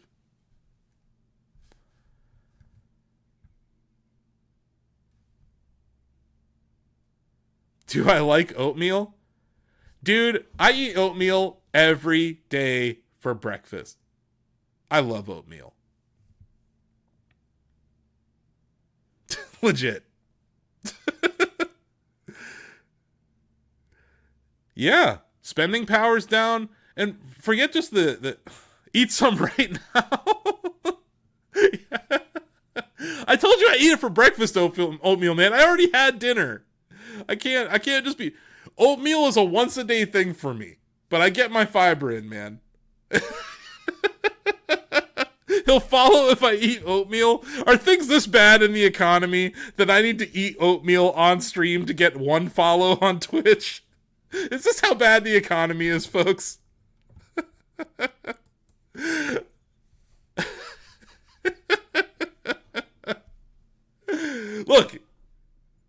Look, man.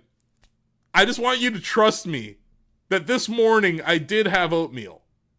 But it's like a whole process, man. I have to like go off stream and prepare the oatmeal. Like, I don't eat it raw. I like a creamier kind of oatmeal.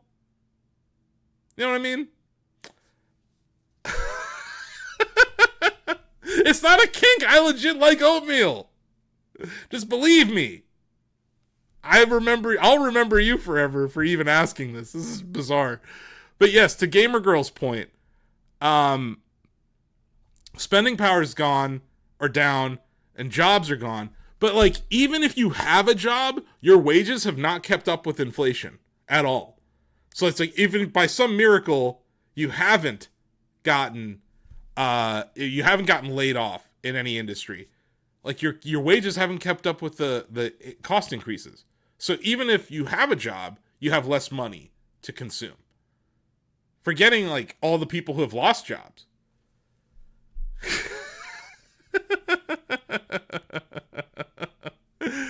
But yeah, I'm not laughing about people losing. I'm laughing about this whole oatmeal situation in chat. And then Gamer Girl says, I worked on the Quest and a lot of us have not worked in a year after the March cut. What Meta is doing in this whole year of efficiency has been such bullshit.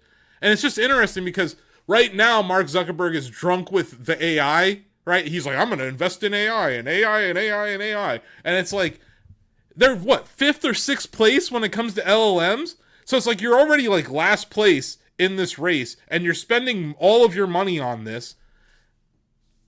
It's not unlike what he did in VR, except they were first place in VR. It was just a small industry. They spent way too much money on VR. They lost tens of billions of dollars. But like, why did he suddenly have religion about VR? It was just because he wanted to spend money on his next addiction. It's stupid. Oh yeah, like, you want to talk about like minimum wage? Minimum wage hasn't increased in most states. Because I don't want to get too political, but like, the party that was going... Yeah, actually neither party, but like the candidates that were pushing for like $13 minimum wage nationally, they didn't get elected back in 2020. And then again in 2024. But yeah, like wage growth has not kept up with inflation at all. And like the Federal Reserve, we're going to talk about the Federal Reserve before I leave. The Federal Reserve has this dual mandate, right? Maximum employment and 2% inflation. But it's like, Inflation only looks back 1 year. Why aren't we talking about cumulative price increases? Like, prices have gone up an absurd amount in the last 5 years. But they're like, oh, we're targeting 2% inflation. I'm like, what about the last 5 years? It's like, why are we in this world where deflation is the boogeyman? Like, why can't prices go down? Because the whole economy will collapse is why.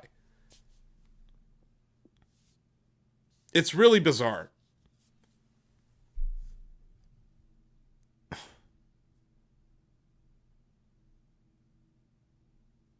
Yeah, the minimum wage in Washington State and California is legit. But yeah, we're in the same situation here in Ohio when it comes to that, the minimum wage. I do want to post this. I want to share this video. It's a clip from News Nation. This is the Federal Reserve Chair speaking on why they're not cutting or raising rates. At today's meeting, the committee decided to maintain the target range for the federal funds rate at 3.5 to 3.75%. From last September through December, we lowered our policy rate 0.75 of a percentage point, bringing it within a range of plausible estimates of neutral. This normalization of our policy stance should continue to help stabilize the labor market while allowing inflation to resume its downward trend toward 2%. But the implications of events in the Middle East for the U.S. economy are uncertain. In the near term, higher energy prices will push up overall inflation, but it is too soon to know the scope and duration of the potential effects on the economy. So, yeah, I wanted to play that clip because I should probably pull up WTI oil. Oil. What the fuck is the stock symbol for oil on this thing?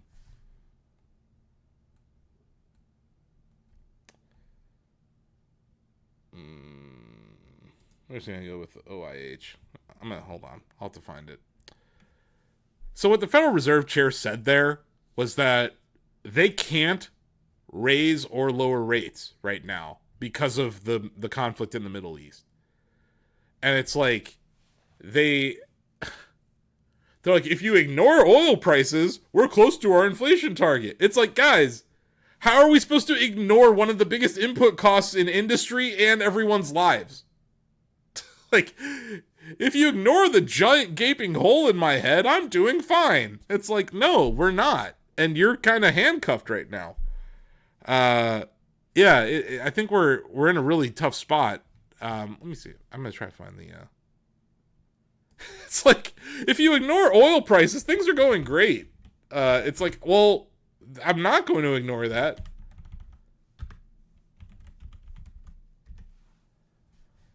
What is the symbol for... Oh, they're telling me to use USO. Hey, I'll use the USO. Oh my god. Look at that chart. Ugh, this is bad. That's my professional opinion, guys. This is bad. That's bad. Oil bad. Oil is up. Fuck. In a quarter? Jesus. Oil's up 83% this quarter.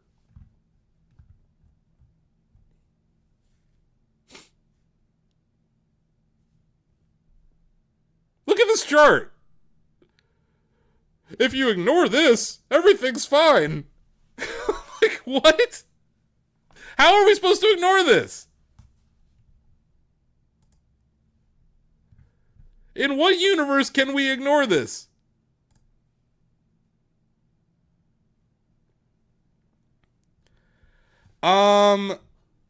I mean, the last time I saw oil behave like this, you know, it's really weird. This is a strange looking chart. The last time we saw oil do this, summer of 2008, which, man, is that not a good comparison? Talk about the worst time ever. Hey, you know, this resembles the year 2008. Now, this chart is misleading because this is, yeah, I know. Hey, Don't worry, guys. The last time we saw anything like this, it was the year 2008, before the fall of 2008. So don't worry. Everything's fine here. Now, this is not a great way to look at the chart because this is called USO. This is a ETF that represents the WTI crude. I'm gonna actually just find WTI crude on the CBO website, the CBOE. Let me see if I can find this. So I'm gonna just. The problem is you have to look at one contract specifically. So here we go. Yikes. I apologize for the light background here. What time period am I looking at? Okay, let's look at this on 1 month bar chart. There you go. So yeah, this is the chart for the crude oil contract that expires next in June, right? So it was up 40% this month. So if you own this contract, you made 40% in a month. The other thing that I find interesting and why owning USO actually benefits you right now, because USO tries to mimic the price of what is called the front month contract. That's the one that expires most recently. But what's interesting is every time they roll it over, I want to show everyone this chart. This is an example of what is called backwardation. This is the price now, the nearest dated price of crude oil is higher now than it will be next month. It's 102 a barrel in May. It's 93 a barrel in June. It's 86 a barrel in July. It's 82 a barrel in August. This means demand outweighs supply. That's why it's driving all the demand to the front part of the curve. This is called backwardation. The opposite of this is called contango, when the price now is cheaper than next month and the month after and the month after. When a backwardation occurs, it is actually a good time to own ETFs like USO, which is up 83 goddamn percent in a quarter. That's crazy. So, do we think that things are going to continue to go to shit in the Middle East? According to Glorious Leader, no.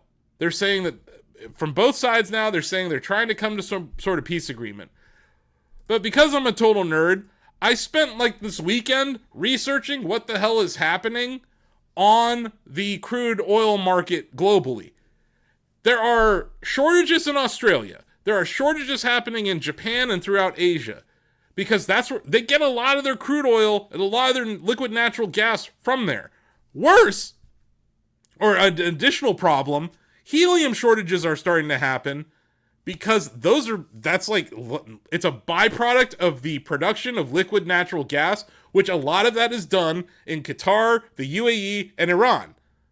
And they've been blowing up these things. These aren't just oh, we're going offline. No, some of these facilities they've been exploded. $20 billion of damage has been done to Qatar's infrastructure. Iran has been targeting the specific things to disrupt this. So when peace does come, because Lord hopes that this stops, it'll take months, if not years, to bring this stuff back online. And in the case of Saudi Arabian oil wells, or Qatar oil wells, or even in Iran, when you close an oil well, you have to fill it up with dirt. The water can get into the oil well.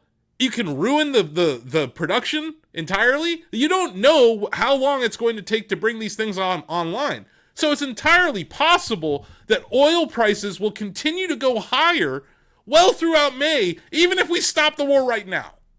Even if we stop it right now. It could take years to get us to the place that we were before all this stupidity started. Insane. Insane behavior.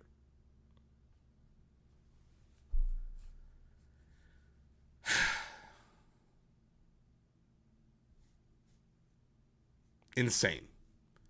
And yeah, perfect storm for AI to take over, right? Yeah, let's drive our energy costs even higher. Let's drive our costs even higher. And yeah, like 40% in a year is pretty nice. To get that in a quarter is crazy. To get 83% in a quarter is nuts.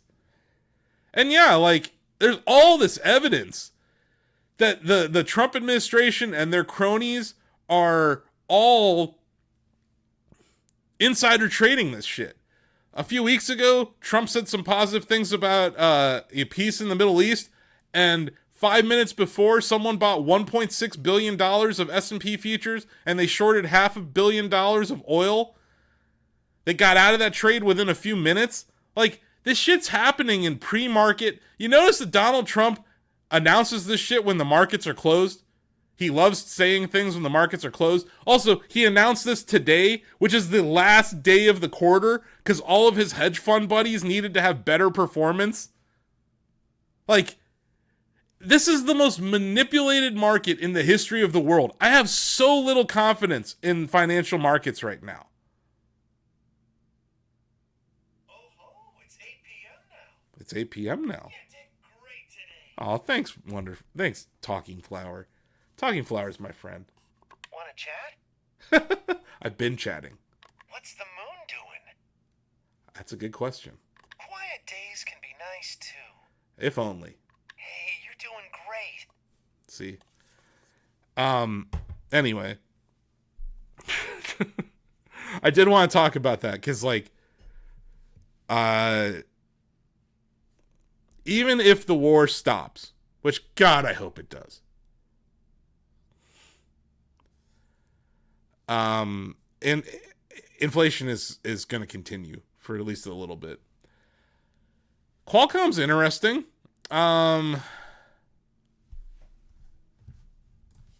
pull that chart up. Woof. Qualcomm stock down quite a bit.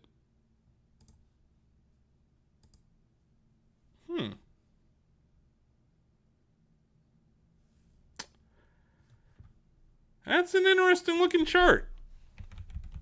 Let's see what's going on over there.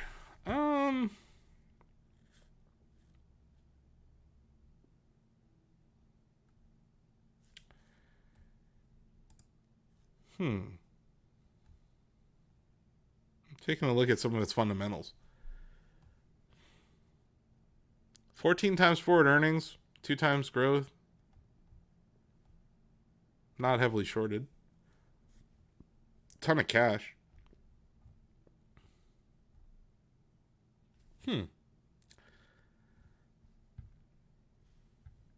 I find them to be interesting. They're inside of a lot of the non-Apple ecosystem, right? So, you know, Samsung devices, Google devices, although Google's kind of moving away from Qualcomm.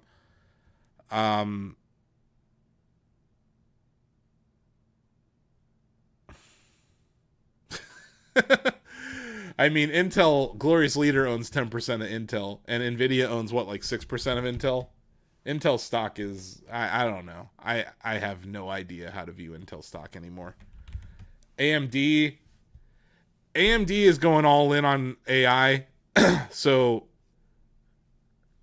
you know, AI is really interesting because on one hand, eventually this bubble will burst. It's an insane amount of investment going on, and eventually the bubble will burst. In the interim, there's only so many drug dealers in this space. You have AMD, Nvidia, Intel, and now ARM is getting involved in it, right? So, like, all of them are benefiting. And, like, largely have sold out their inventory for these data center CPUs and GPUs throughout the year. So it's like, the real question is, like, the thing that I'm watching, and why I pointed out the OpenAI Sora closure, like, if OpenAI doesn't have the cash flow materialize to actually buy the things that they claim they're going to buy, that's a trapdoor underneath the market for all of these semiconductor companies. Same thing with Anthropic. Like, I think we're going to see IPOs Um, I think we're going to see IPOs from OpenAI and Anthropic here in the near future. I haven't mentioned it yet, but like SpaceX is floating an IPO. Like they're going to be valued at like $1.5 trillion. It'd be the most expensive IPO of all time, and they're trying to allocate 30% to public like investors. Don't buy the SpaceX IPO. Don't do it. The only reason it's happening is it's a turducken of acquisitions at this point. Elon bought Twitter for $44 billion and then created XAI, which acquired Twitter, and then SpaceX acquired XAI. This is just a way for SpaceX to get out, SpaceX investors, XAI investors, and Twitter investors to exit. That's all it is. They're trying to get out, and they're going to use public shareholders to do it. Yes, SpaceX does have government contracts. They do. But do I think they're worth $1.5 trillion? No. No. That's crazy. Also, from time to time, their rockets just explode on the launch pad. I don't want to own a stock where that can happen. It's like, I don't own airlines. I would never know. I also think, you have to ask yourself, why now? Why is SpaceX doing this now? And it's like he's trying to broker this deal where it's going to be included in the NASDAQ 100 faster than usual so it can create more institutional investor demand. Like, this is an exit. They are exiting because they don't want to own SpaceX shares anymore. A lot of those people never wanted to own SpaceX, and a lot of the SpaceX investors never wanted to own Twitter or XAI. And now they're being told they have to build a data center in space, powered by the sun. And they're like, what the fuck? I thought we were going to Mars. So, the Elon sycophants of the world are going to be falling over themselves to buy this stock. I think they're going to be left holding the bag. But yeah, this AI space has so many signs of a bubble. But it's a bubble will bubble until it stops. And I just don't, I see little cracks forming. OpenAI, probably the biggest red flag. The other side of it is what's happening with Claude. Claude, every time Claude releases an update, these CRM companies go down, right? Look at Salesforce chart. Every day, Salesforce stock just keeps going lower. Salesforce is down 29% on the year. It's like Claude has a new AI agent. CRM goes down. Claude farted into the moon. CRM goes down. Basically, whenever Claude does anything, CRM stock goes down. This is an inside year and down sell signal. Yeah. It's funny. Here at Shack News, we build websites with humans. I know. We're a bunch of suckers. What are you gonna do? But yeah, inside year and down, below 221 and 91 cents per share on the CRM stock, and a lot of those companies are struggling. But it's a interesting time.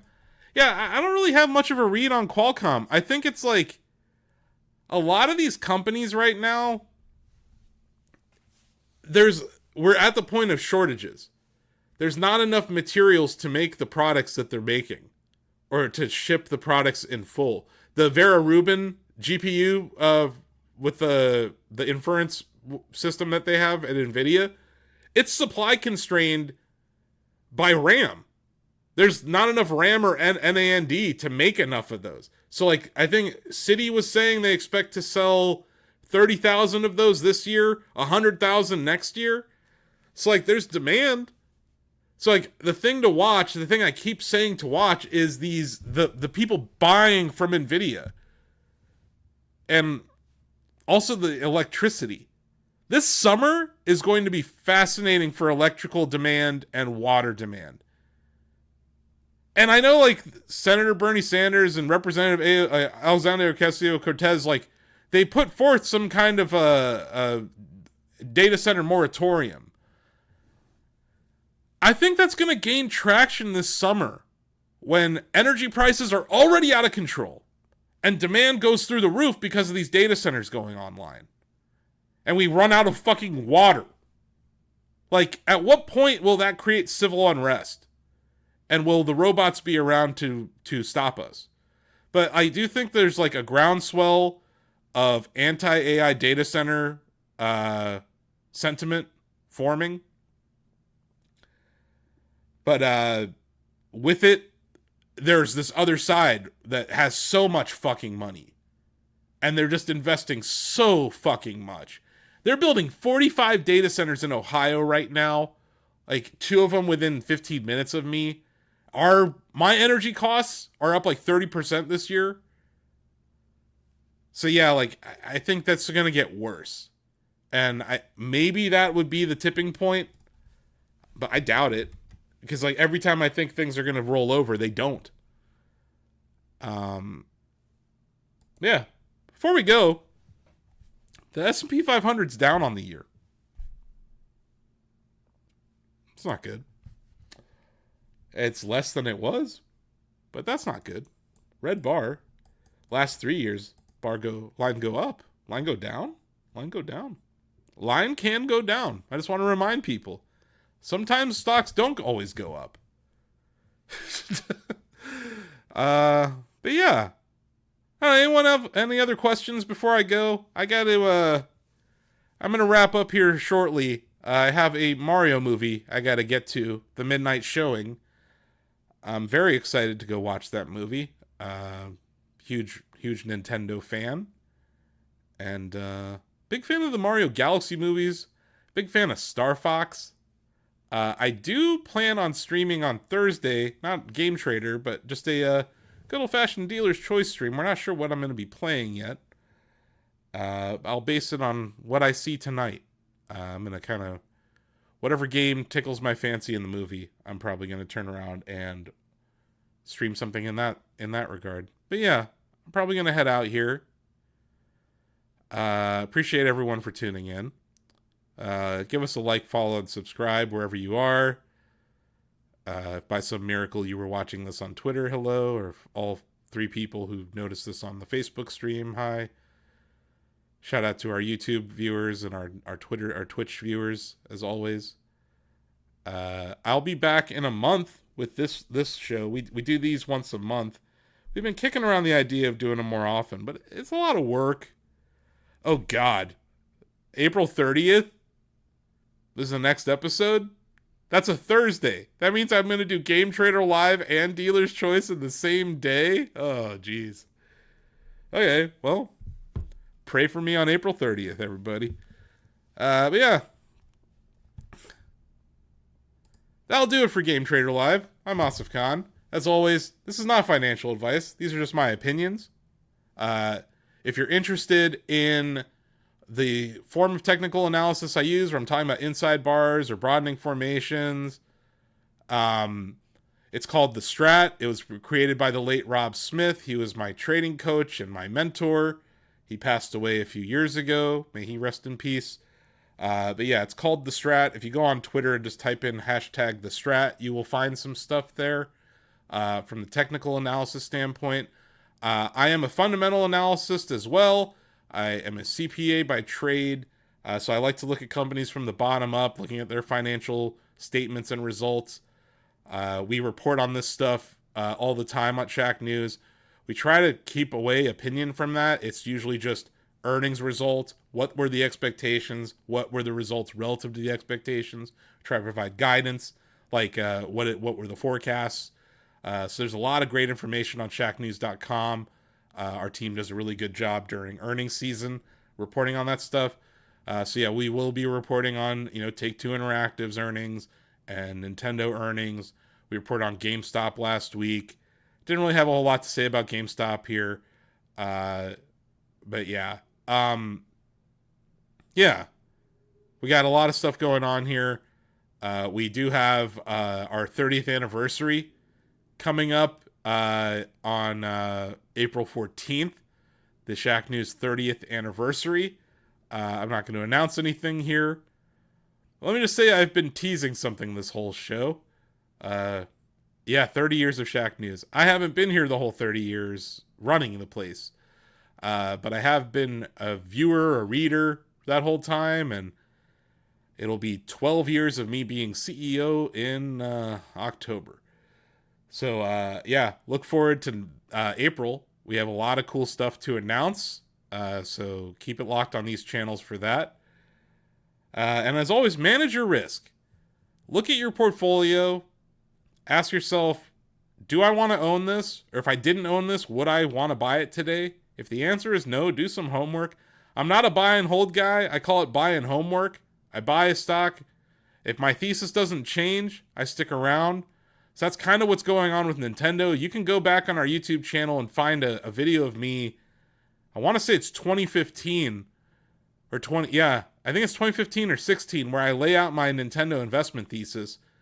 Basically, everything's played out the way I said it would. So when I see opportunities to get long the stock, I will. I don't really see many stocks I find that interesting right now. It's actually a weird time for me. Normally, there's a lot of stocks that I'm like, hey, maybe this is a buy. Hey, maybe this is a buy. Right now, I don't really see many opportunities like that because the market's really high. And yeah, there's reasons to be cautious. So, as always say, manage your risk. Thank you for watching. I'll see you next time, and I'll play you out with our favorite little song that I like to run here at the end of my show and at the beginning of my show. Bye-bye.